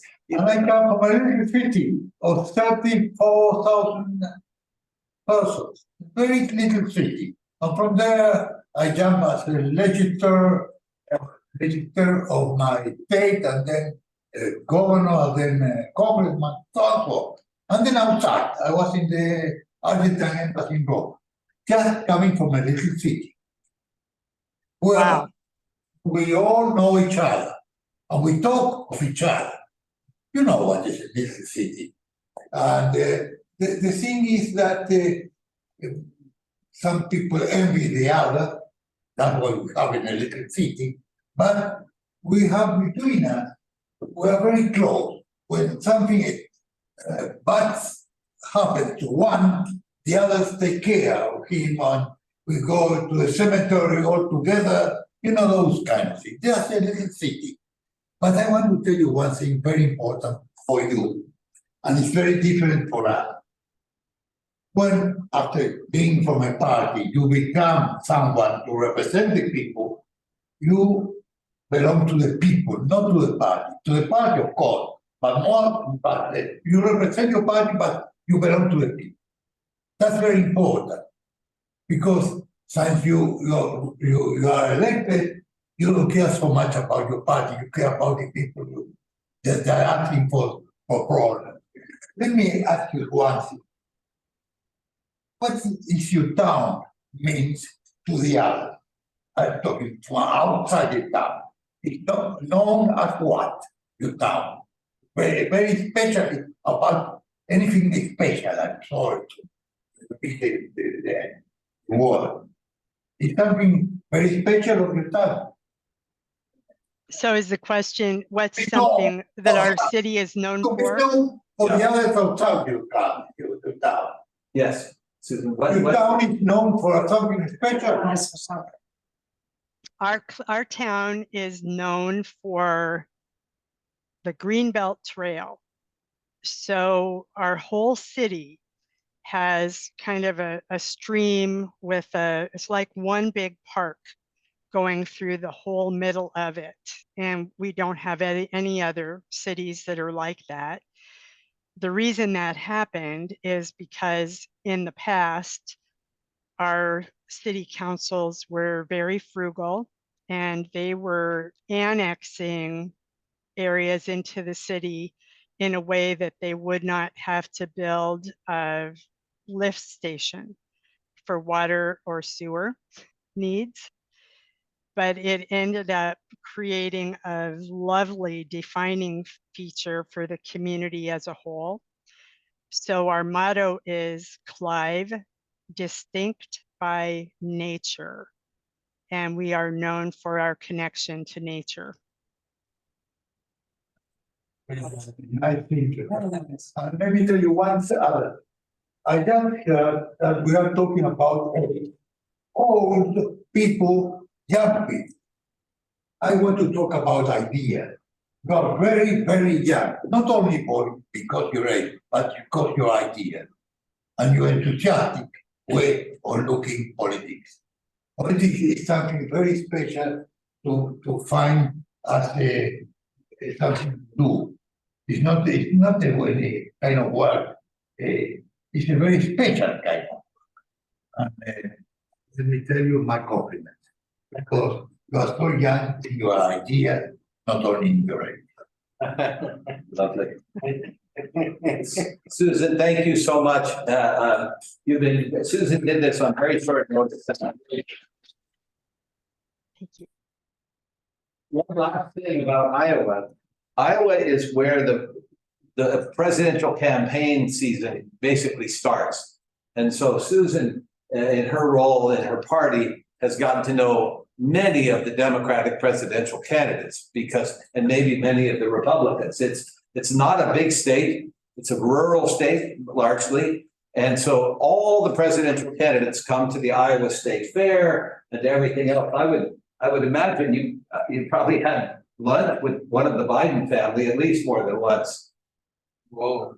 So she has lots of ties to the Biden administration and to other presidential administrations. That's true. And I had an event with Jill Biden in my home. Whoa. And so, yes, but I have a lot of connections on the Republican side too. And most recently had a conversation with former Vice President Mike Pence. Susan, thank you so much for your generosity with your time and for your service to Clive and all the other things you do. Thank you. Well, we will be joined in about 15 minutes. I'm thinking maybe take a 10-minute break. Yep. Is that all right? We'll take a 10-minute break and we'll hear next from a brilliant young woman who is a state legislature, who is a friend, and I have great admiration for her.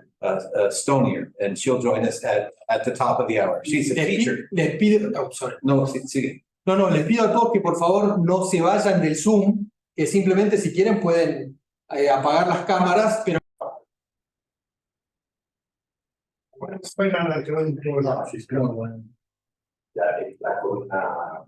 pueden empezar a presentar, ¿no?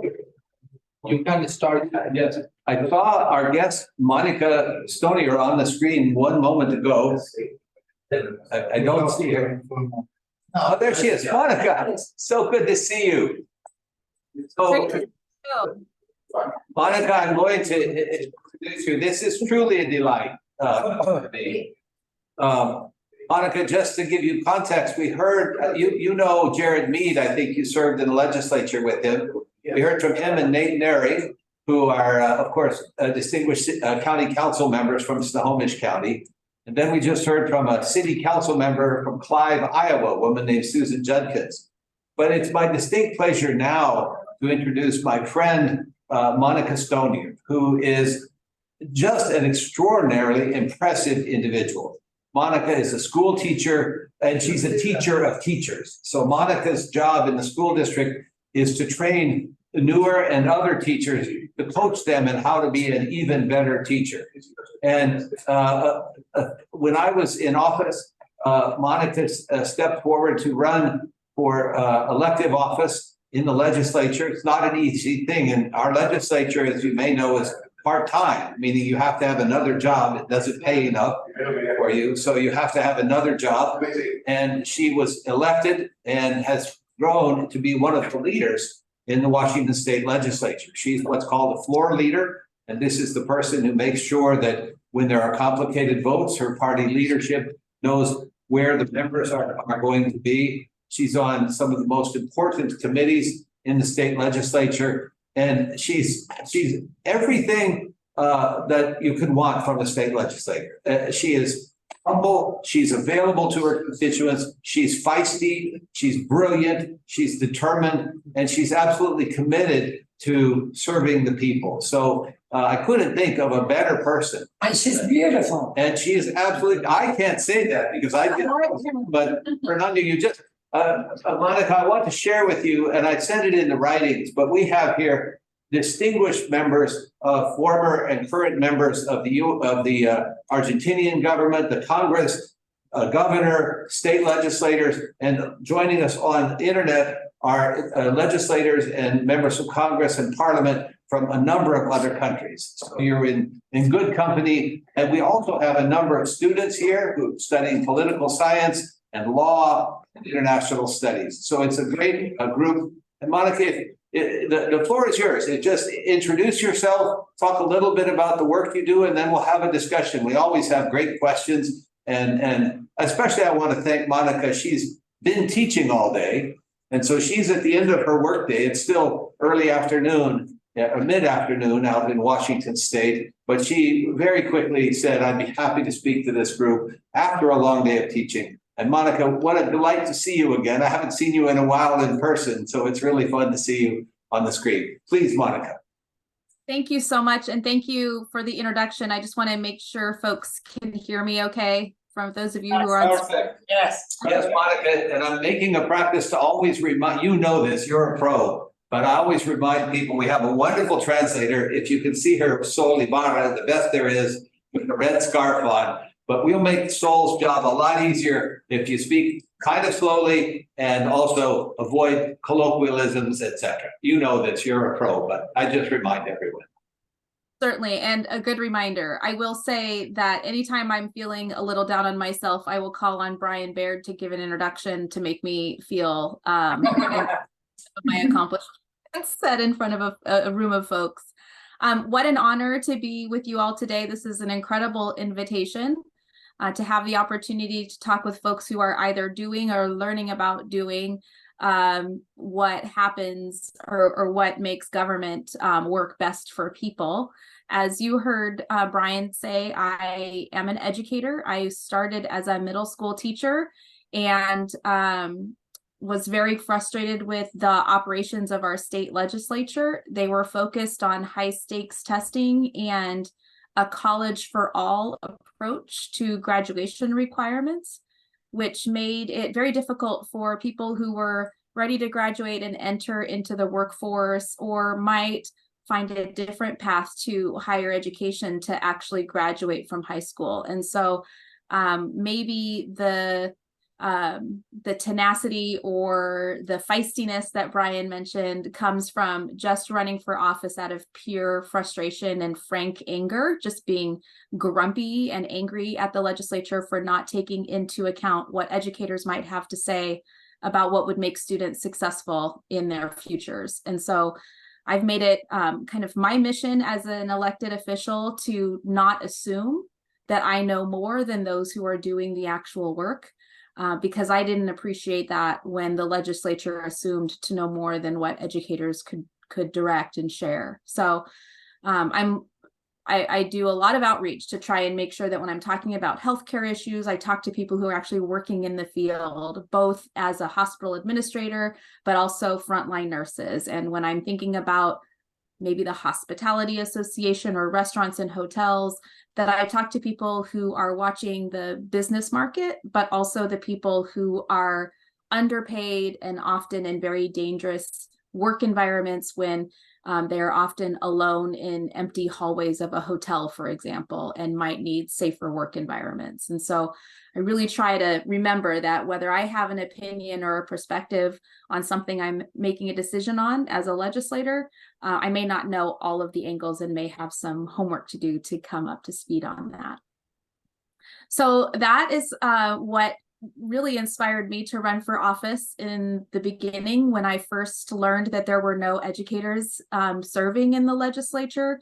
There were some retired folks and some people who maybe worked on an elected school board or something that was connected, but not necessarily in the classroom. It was clear to me that that unique perspective was missing. And as you heard mentioned, we have a citizens legislature, which means unless you are independently wealthy, you are also likely working another job. And if you are trying to hold down another job, it can be sometimes hard to find the balance for your employer and your work-life kind of balance to get everything done, which is why for a lot of years and for a long history, we did have a lot of folks who were not raising families serving in the legislature because that balance was really hard to strike. when I was elected for the first time in 2012 was my first session.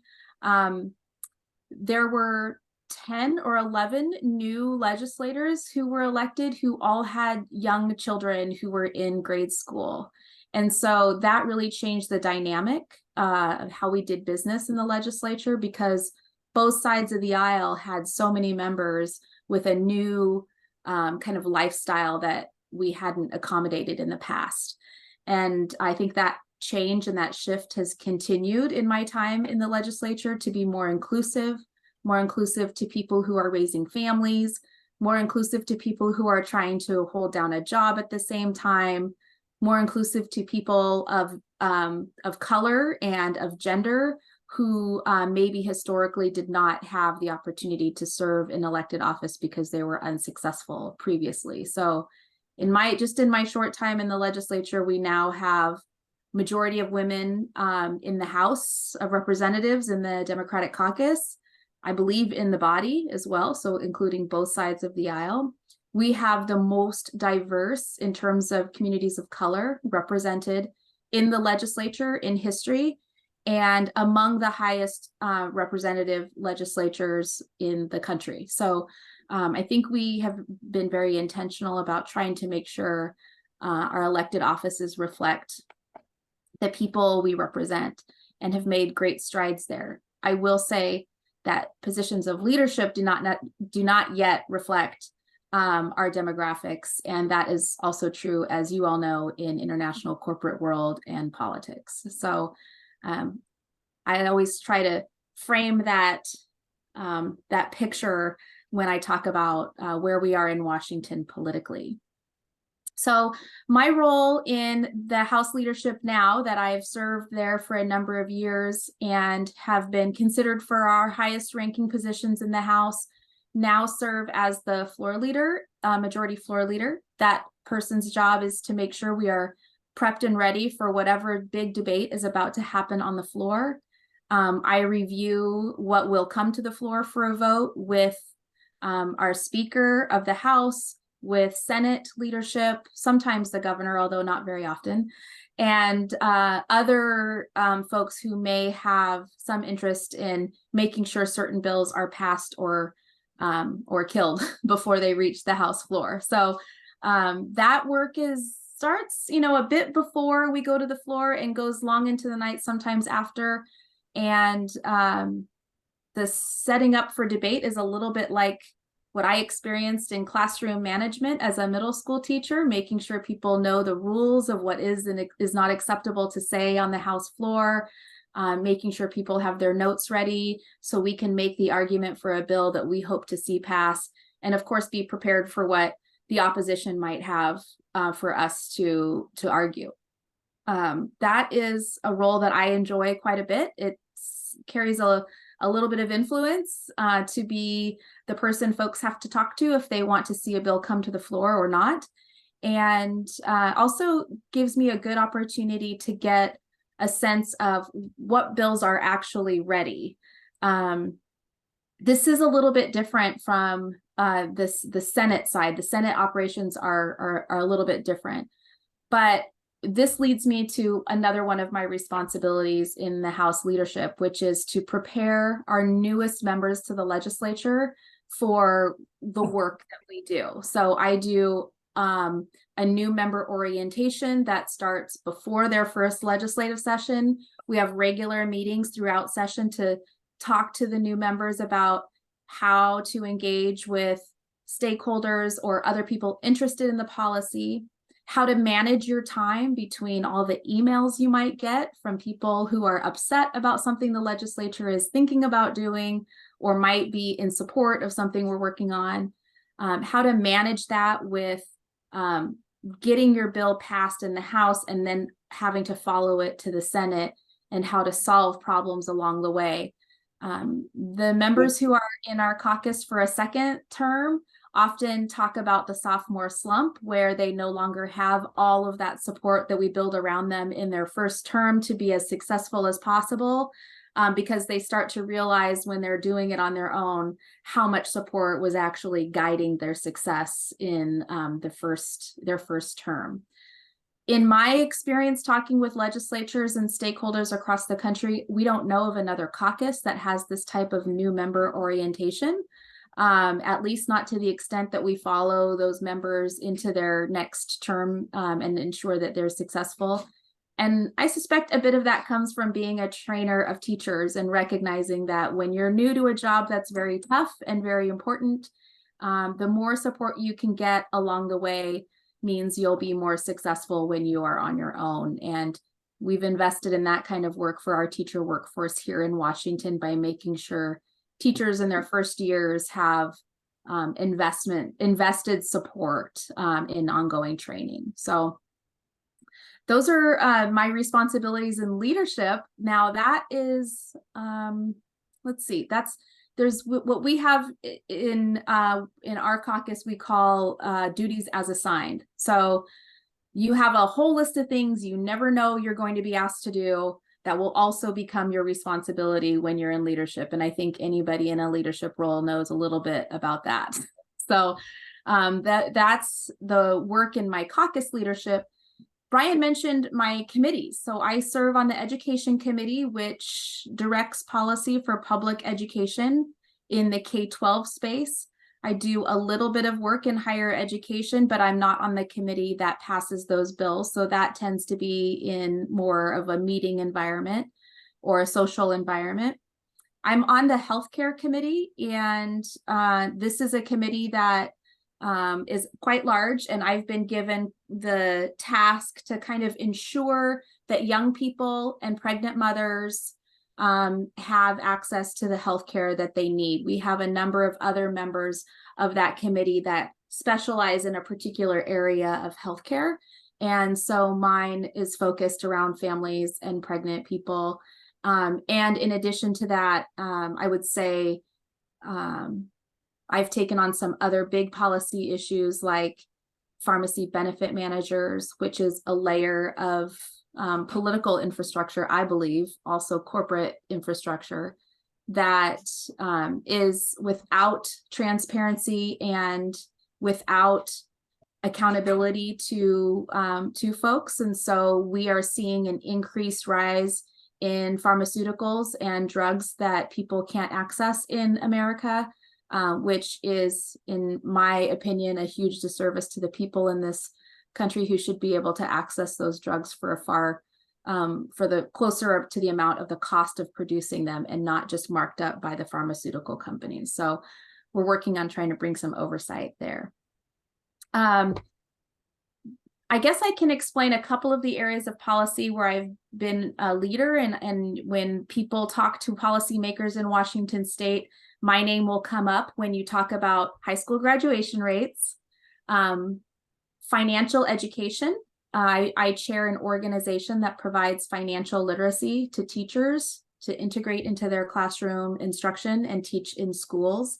But one of the challenges we face with that is that many of our educators feel ill-equipped, feel uncomfortable talking about their financial health and wealth, and so they don't feel comfortable teaching it.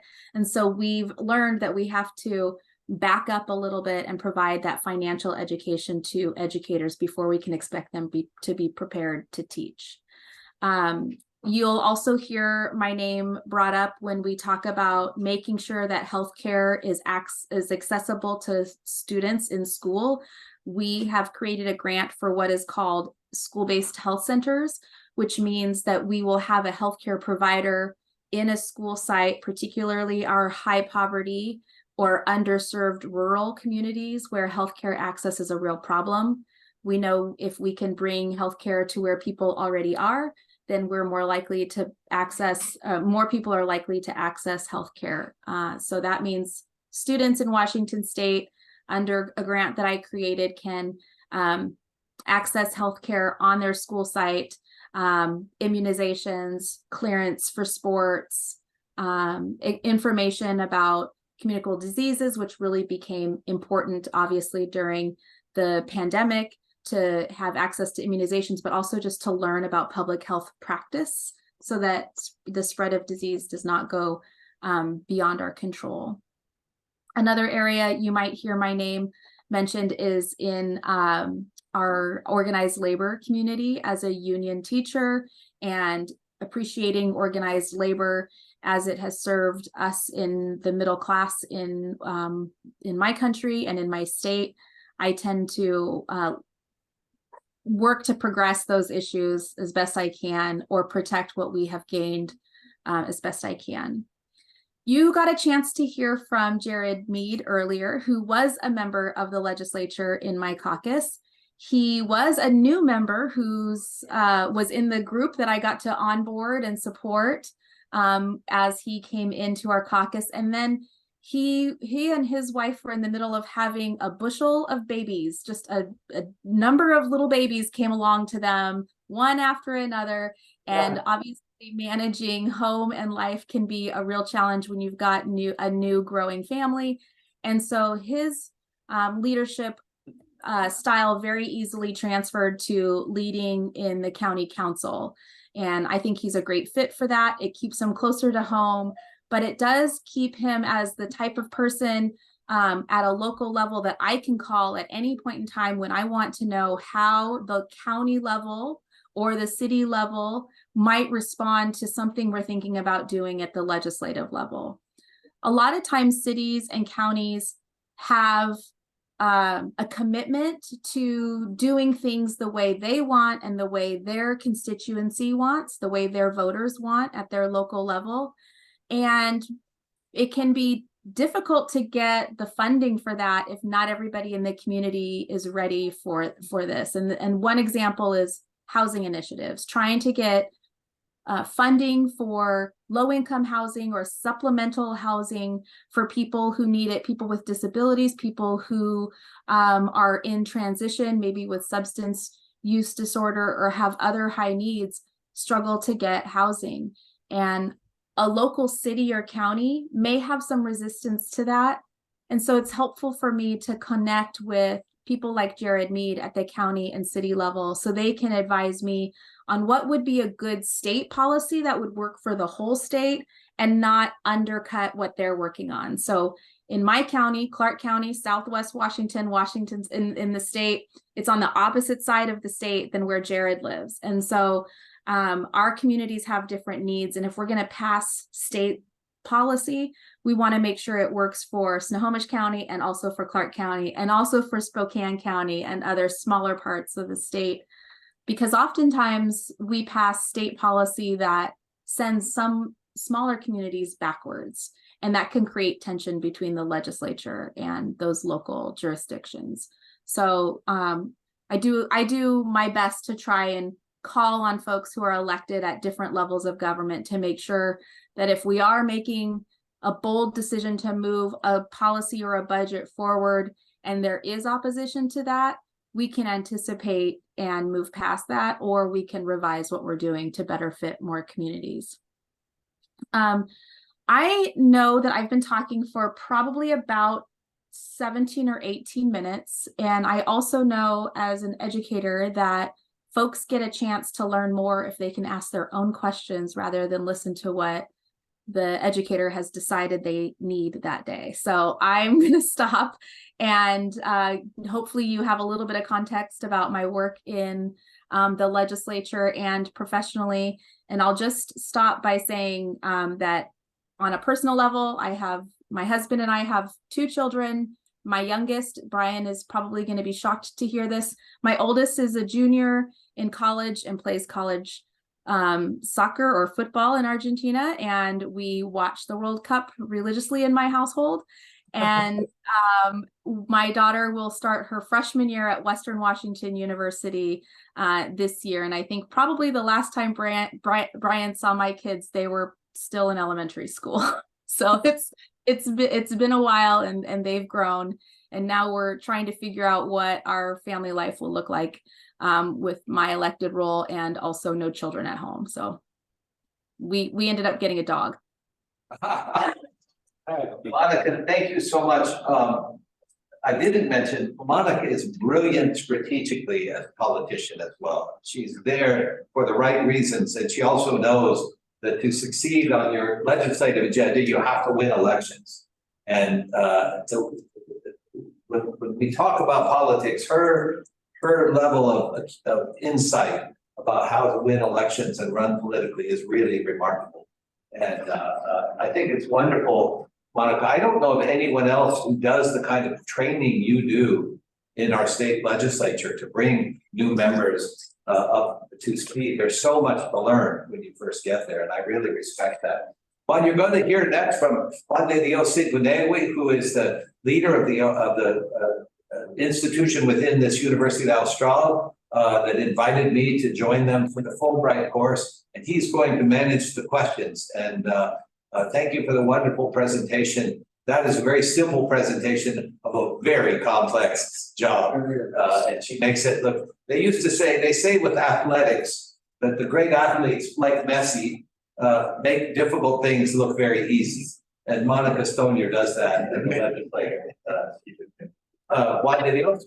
Yes. Yeah, Monica, please go ahead. I was just going to add, Brian reminded me of another layer of leadership that I'm adding to my list this year, which is chairing the campaign committee, which is not typically something I can talk about in strategy on this call, but I can explain what that is. So having won an election in what we call a swing district, which is controlled by the other party, and served in that role, and then having lost that seat and now serving in a seat that is better controlled by my party, means that I'm the only member in the legislature before this last term who had that experience. And so the work to win in difficult districts is something that my experience has brought me to now the role of chairing the campaign committee. So Brian's talking about the strategy on the election side. On the campaign side is now I'm leading that effort for House Democrats starting next month. And a lot of that has to do with how successful our new members are in their first term. And so those efforts go hand in hand. So I'll stop now. I was reminded about that when you were talking, Brian. Monica, it's one of the things Monica and I have in common. When I ran for Congress, my congressional district was in a majority for the other party. In fact, I ran against an incumbent from the other party, and it's a different life. And part of what I admire so much about Monica was she did not say, oh, this is an easy seat to win. She was in a difficult district and ran because she believed we needed change. And that takes a lot of courage, especially for a young woman starting a family and with a full-time job against all the odds. And she did it and does it with grace and dignity, but also a fierce competitor politically, because what you do, you need to win in order to enact policy. Juan, any questions or comments? Yes, first of all, thank you very much, Monica. It was wonderful, your presentation, and it's a privilege for us to have you here. Do we have questions? If not, I'm going to start with one. It looks like you have a lot of people with basic needs, and so your agenda is very related to those people. So I want to ask you about something that is happening worldwide, which is digitalization, and particularly because of COVID-19 pandemic, introduced like a heavy use of digital technologies in politics, particularly in of course, parliament or legislatures. So the question is, if you really think that it will be in the future possible, not just in Washington State, but worldwide, to really get better solutions massively through technology for health, for example, for of course for education in particular. What is your view about that from the legislature of the House of Representatives of Washington State? Yeah, that's a great question. And if I don't answer it to your liking, please ask a follow-up question, so I'm sure to give you my full perspective. But I think we learned a lot about how to reach people in new and different ways when everybody was forced online or to new ways of communicating and connecting.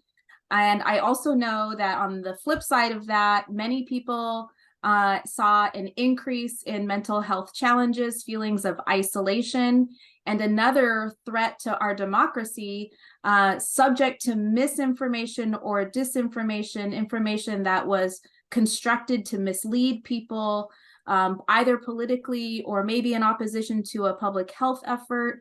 So while there has been both a benefit and a gain, I think we are now in a position to have two things: better understanding of how the benefits come to us and how the challenges come to us, but also much more flexibility to lean into and push for those ways that things can help us be successful. We didn't used to let as many people work from home, and now we see that people are able to balance their work responsibilities by working remotely some of the time with their family responsibilities or maybe even a second job. We, in our state, right before COVID, made it legal for mental health providers and healthcare providers to use Zoom and remote communication to have their appointments.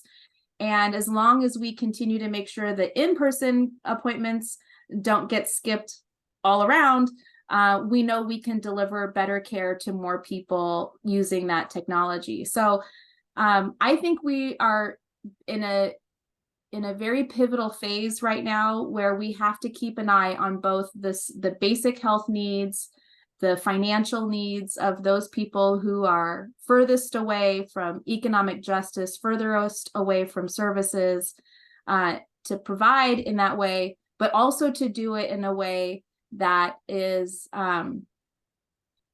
trusted by the public, whether that is government or whether it is another community entity that would deliver good information, and also to keep an eye out for very intentional undermining of our information systems.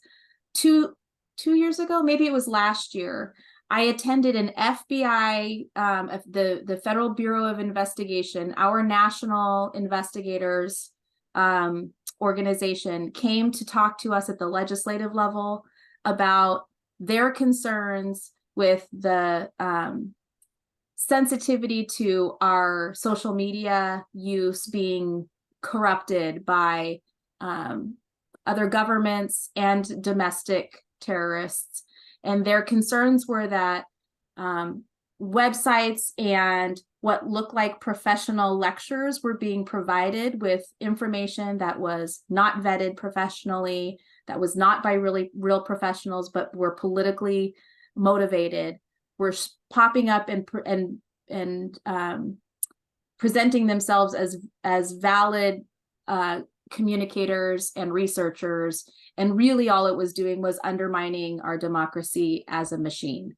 And so we have to keep an eye out for how to help people understand the difference between a valid source of good information and maybe information people don't want to hear, and an invalid source of information that might be more intriguing to people who do want to hear that type of information. So I'm most concerned about our ability to tell the difference between the two, and our ability to listen to opinions and perspectives that are different from the ones we hold and different from the ones we want to be true, because we can't make them true just because we want them to be.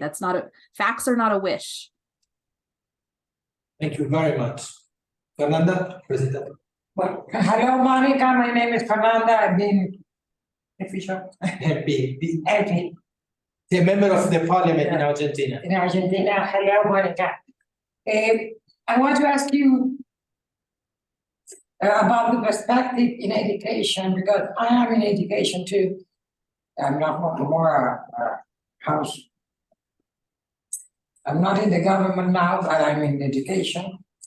And during the pandemic, we had a lot of troubles because my school is like it's the intermediate in about a school and a university. No sé cómo se dice terciario en inglés. Intermediate. Intermediate. That's Yes, okay. it's an intermediate school. It's a technical school. Yeah. Okay. But we are located in a part of Buenos Aires, that is in the south of Buenos Aires, in Constitución. And that means that there's our population, it's poor because they come from the province that they're guys. From shanty towns. Yes. I'm sorry, I should have. Yeah. En castellano, sí, hay traductor. Ah, En castellano, hay traductora. Bueno, perfecto. Si no, okay. So, for the pandemic, we tried and we did it.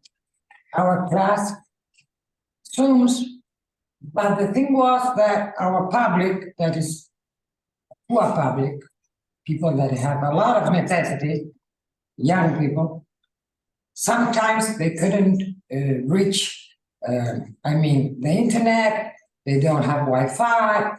There were a lot of troubles during those 2 years. And as you said, there were a lot of trouble in health and yes, healthcare. How can we reach, if you have practiced that kind of people? Because sometimes they don't, we telephone them, we mail them, but we don't have answers. Mhm. And we are very preoccupied because in Argentina, education has fallen a lot. We're not more the country that had the great education we should have. We had last century. So Mhm. we're very preoccupied in this. That's why there are institutions like mine for an intermediate student, so he can get a job, and he has not got to ask to the state to give him an insurance or something like that because he has no job. How do you think we can reach this population in a situation that is economic, very poor, and the country has very troubling economic situation? Do you have shanty towns in Washington State? I did not hear that second part. Do we have shanty towns? No, we have a huge homeless population in Seattle and other areas, but we don't necessarily have one area. How big, for example? Well, the problem is we don't have a large area where everyone in the area has a small shack. What we have is people sleeping on the streets and in doorways and things. Did I miss, Monica? No, We don't have shanty towns that I know of. we have, Yes. that's why. Yes. Yeah, I mean, I guess it depends on how you define that. You know, we do have homeless encampments. The challenge is a city or a county may pass a policy that says camping is illegal. Now we have no place for our homeless population to go. Or like in my city, we have invested in temporary shelters where people can lock their belongings, they can access a shower, they can access maybe a computer. But the challenge then is some people in the community, that person is alcohol and drug free, which may work in some cases. I'm noticing my screen is freezing, so I'm going to turn my camera off in case that helps. Okay. Does that help a little bit? Yeah. Yeah, Okay, so I'll try it again in a little bit when my service comes back in, but this is a good example of your question, actually. yes, So, it is. yeah, I would say that, you know, a time like it's right now, it's almost 4 o'clock in the afternoon. I imagine there's a lot of people getting on and off the internet right now. And, you know, we definitely see a slow in some services unless you have a faster service that may cost more. So that is the kind of challenge that our students and our educators faced when we went to online learning in the pandemic. I want to be very careful about not assuming that the previous education system before the COVID pandemic was working for everyone, because it was working for those who were successful in that system, but was probably not working for those who who had similar challenges, but in the reverse. So it was hard to reach after COVID, reach students who didn't have broadband access or internet access. But it was also hard to reach students before COVID who were unable to make it to school. And I'm thinking of students of mine who had young siblings at home, living in maybe a home, maybe in a car, who did not have parents that were caring for them, and would often miss a lot of school because they were caring for their young siblings. And so requiring that child to come to school to get their education may not have been working for them. And so I feel strongly that we, yes, must acknowledge what we lost when we had to go to remote and lost touch with a lot of students, a lot of families. But we have to remember that the only way to fix that and also serve those who were not reached before is by remembering who the trusted messenger is. It may make sense for a church leader, a family member, a community center who maybe has access to the organization that gets a family food or healthcare or government assistance for internet, that those people may have the best way to communicate and connect with a family that we've lost, either in an in-person environment from before or an online environment like we're seeing now. In our state, we've invested in broadband access as a utility, as an infrastructure, much like the city would pay for water and power to come to a house through the city taxes to provide that. And so we're working on making broadband access and internet access a local utility and a state utility, so that it becomes, we feel that it is so necessary in order to be successful and access basic needs, that it ought to be treated the same way as water and electricity. And I think you'll see places around the world that are trying to make that effort as well. But of course, the technology and who can access that technology is going to have a great deal of say over who gets to invest in the communities. I'm not sure I've answered your question just as you would like. I'm happy to take the clarifying question. No, I mean, so what you're telling us is two things. One, it's a social work we have to do, and it's a technological work we have to do. Both together. The other thing that's really important to appreciate about our system is we have school districts where 40 different languages are spoken. Because there's so much immigration in our country right now and so much movement of people that you may have a group of students one year who are completely different than the students the last year. And it's also true, so literally you may have a class where some of the children, many speaking Spanish, of course, but Korean, Chinese, Vietnamese, Russian, there are a lot of languages spoken. And so finding translators for them. And the other thing is, oftentimes they're first generation, so that the children may have to translate for the parents. And there are a lot of complications there. And then the technological support in the home. So if you say to a child, take a computer laptop home and log in, they may have no idea what that means. And so and the other last thing I'll say is, where we don't have shanty towns exactly, but when the agricultural zones, where a lot of the crops are harvested by migrant workers, their housing is often very low quality, not for their choice, just because the growers don't pay them enough and provide care. And I know that that's an issue Monica has been involved in, is social justice for the workforce. Okay, Ryan. Thank you, Monica. I would like to ask Monica two questions, if possible. The first one, I think, is very related to you because you look like a great leader.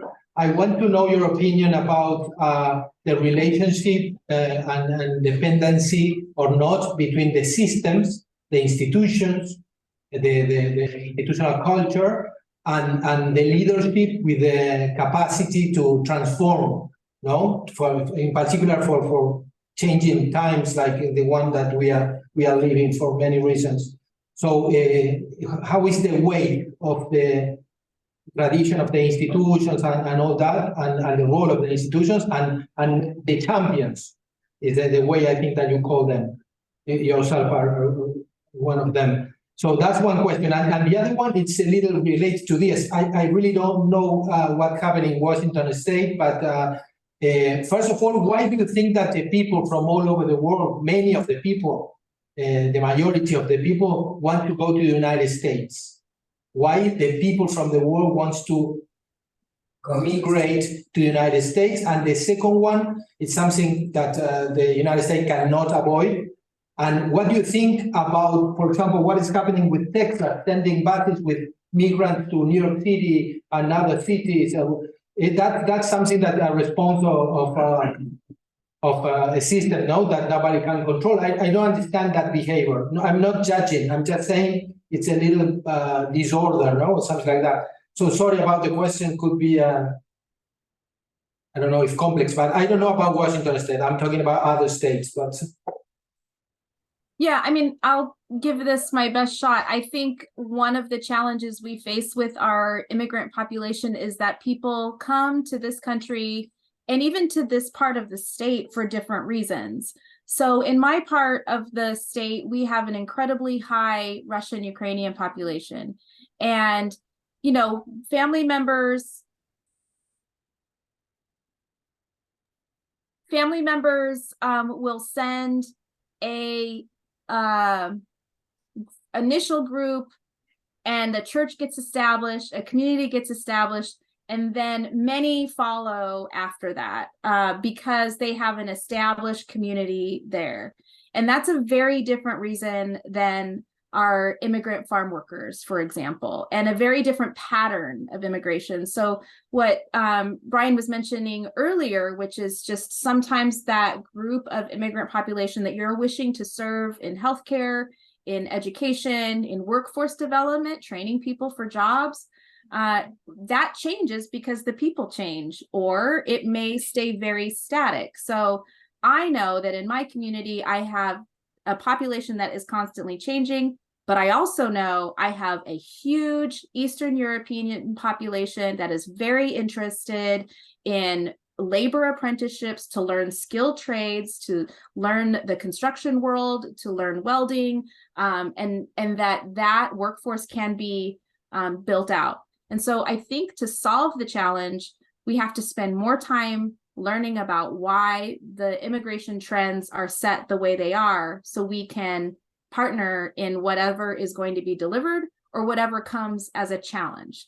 I have a number of students of mine in past years who we've only seen a couple months out of the year because the crops will bring their family through. And one thing we try to do is make sure that those students can get credit from one school district to the other and not lose their graduation credits because they're moving. By trying to keep them more connected means the systems have to be speaking to each other and support that student. But if we didn't first learn about why that family was moving from place to place, we would never know how to put that network together. So I think we fail, like I said before in my introduction, we fail to talk to the people who are either impacted or who are closely connected to the people we're trying to help, and just assume that our own way of doing things is going to solve their problem without even knowing who they are.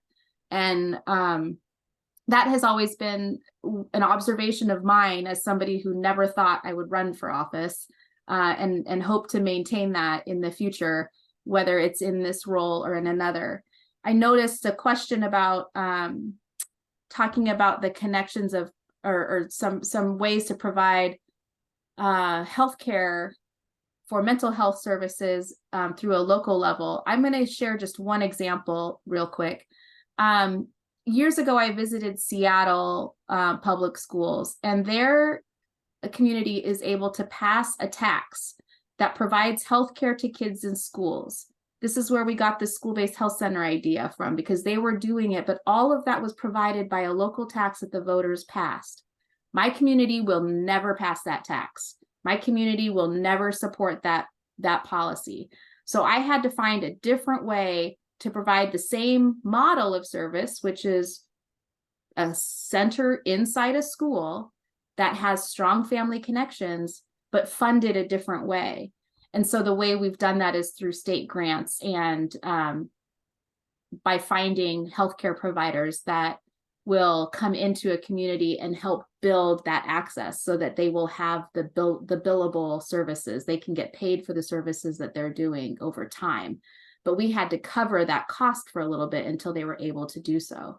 So the mental health supports that we've needed are incredibly high. In my community, a number of young girls I know have been hospitalized for eating disorders. We don't have hospital beds for those young girls.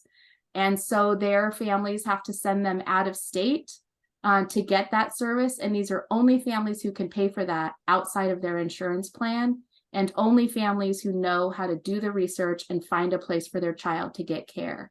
So that tells me that for those 5 girls I know who have had to get hospitalization out of state, there are probably 100 for each of those whose families have no idea that the child is either suffering from an eating disorder, that that child is depressed, perhaps suicidal, that that person is harming themselves in some way. And so we have a whole generation of young people who are suffering in silence because people are unaware of how they can get help or even that they need help. And I don't think that's different for our adult population. I think we have a great deal of adults who are also struggling with mental health services. We know our military folks are not likely to come forward with mental health services because they don't want that on their record in military service. And people have not been as welcoming or accepting of recognizing that mental health service is healthcare, and that your head and your heart are all part of your body the same way that your bones and your muscles are. And so I think trying to kind of overcome those in the community has been difficult. But again, we learned from COVID when we saw a spike in some of those behaviors that was a need that was incredibly strong. And so I think globally, we're probably learning a great deal about that. We have some questions. Yes. Yeah. First, Valeria Engrova, and second, Raúl Martínez Pita. So, adelante, Valeria, por favor.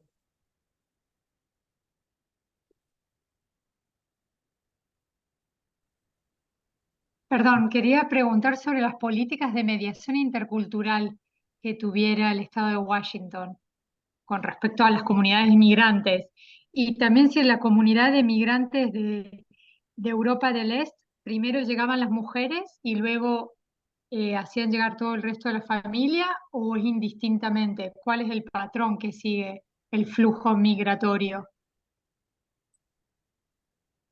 Monica, were you able to get that translation? I don't think I did. Ron, you want to just translate? Yes, first of all, Valeria is asking about the intercultural mediation with the migrant families. And second, she's asking if in the case of the Eastern European families, the migrants, particularly Russians, she mentioned in the writing question that first the women came and then after that the families. So again, we have to spend time getting to know the community we're trying to serve. And I think when I'm thinking about the different ways that we try to deliver information about the vaccine, its effectiveness, and its safety to communities. And what I learned by just being far removed from that work was that more Latino families would access the vaccine and would ask questions about its safety and would ask questions about its cost and availability if somebody speaking their language from their community came to talk to them about it and invited them to ask questions. In the Russian-Ukrainian population, the mediation was very different. In fact, it was near impossible because people from Russia come to this country not trusting government, not trusting the government's approach to healthcare, and not trusting public information related to those things because it was all propaganda. And so it became harder to figure out ways to mediate that cultural barrier. And it turned out for us that the best way to do that was to do it through the church. When you could find a Russian church leader who would say that they learned about the vaccine, this is what they learned, do you have questions, but without taking a position on it, then that community was willing to ask more, learn more. Whereas in our Latino community here in this area, if a trusted community member or family member said, this is important to do for your safety, or I know your job requires this, but the things you're hearing about it are not true, that was enough to get them to ask the questions and make a decision about whether or not they were going to participate in the vaccine, or if they were going to look for another job or find another way to get work. So I'm hoping I'm answering the question here about intercultural mediation. It really, there's not a single answer. It depends on who we're trying to get to, what we're trying to talk to them about, and who they trust. Raúl. Buenas tardes, Mónica. Mi nombre es Raúl. Quería preguntarle acerca del origen de los recursos tributarios con lo que cuentan para llevar adelante. One second. Monica, are you able to hear the translation? Have you enabled the interpretation button on your Zoom? I can hear you. I have it on now. I figured it out. Okay, super. Sorry, Raul. I was doing the old school of copy and paste into Google Translate, and that's probably not as good. Okay. Bueno, la repregunto entonces. ¿Con qué origen, con qué tipo de tributos cuentan para llevar adelante las políticas públicas? Me refiero si son de origen estadual o de origen local. O federal. Federal, eventualmente. La composición. We depend on a combination. Our state reimbursement rates, so the government will set the levels for what kinds of healthcare services can be provided to people at a certain rate. The state has to budget, in addition to that, how much a provider would get reimbursed. So for example, if we have, in my community, we have CMAR. CMAR is a community healthcare provider that serves people who do not have insurance or who are underinsured. And so that means if you don't have an insurance plan, the state has a budget and the federal can help to supply that care. However, the rate that provider gets reimbursed is lower. So if I am a pediatrician, I may get paid $40 a visit from one healthcare plan, and the state may pay me $3.50 for that very same visit. And then maybe the federal government will put some money in too. And so our biggest challenge is increasing the state rate so that people who don't have their own insurance can still access care. Another challenge we have is providers will choose to not take Medicaid or state-funded plans. They will only take private pay plans. They will only take Primera or Cigna or whatever plans are already paid for by an employer, which leaves many of our population out because those providers don't open their office visits to people who are on state assistance. And so we have to constantly, like a puzzle, put together what funding is available from the federal government and figure out what the state can add to it, and figure out sometimes there's a church organization or a public health organization that might have grant dollars that can add for a very special purpose. So for example, there's a free dental clinic that only opens one day a month in my community. And if we could get that to open more, we would have much better care for people. But that community organization can only afford to do that one day. So the answer, I think, to your question is, it's a puzzle that we constantly try to put together. And often when we're looking at the state budget, we have to prioritize what is going to make the most difference for the most people. Pediatric care, taking care of babies, and taking care of pregnant people, in my opinion, saves dollars in healthcare 10 years, 20 years, 30 years down the road. So it makes sense to me to prioritize care that early on and preventative care than other forms of care. So it really is a challenge. And also you have to find consensus for other people who might vote on that budget or on that policy to agree that that's a good way to prioritize. I've been able to work very closely with my friend Paul Harris, who is an elected representative of the Republican caucus, the opposite side of the aisle.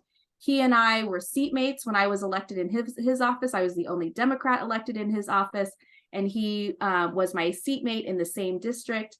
Since that time, we've worked on a lot of bipartisan policy related to healthcare and education because we were forced to learn to work together because we were elected by the same people at one time. Monica, it's been so wonderful. I will just share, you heard so much of Monica's talk was about healthcare. At some point, maybe I'll spend a little time. Our healthcare system is a mess. It is so complicated. We spend more money than any other country on earth per person. We have bad outcomes for maternal mother and child mortality among lower income people, among ethnic minorities. It's a complete mess. And so you have been so delightful and so informative and so inspiring. It's wonderful to see you. Thanks for your service to our state, and thanks for taking time to enlighten us about the role of a state legislator today. We couldn't have a better speaker than you, and I'm very grateful and happy to see you again. We have to wrap it up here. Thank you so much for the invitation. It was great to be here with you all today. Good to see you, Brian. Take care, Monica. Thank you so much. Thank you very much. Thank you. And to those watching on the screen, next week we have, I believe, General Mark Hurley. Oh, amazing. He's quite amazing. Monica, take care. Thank you, Monica. Thank you. Thanks, everyone, and those of you on the screen, and of course, Sol Ibarra, our wonderful translator again. Yeah.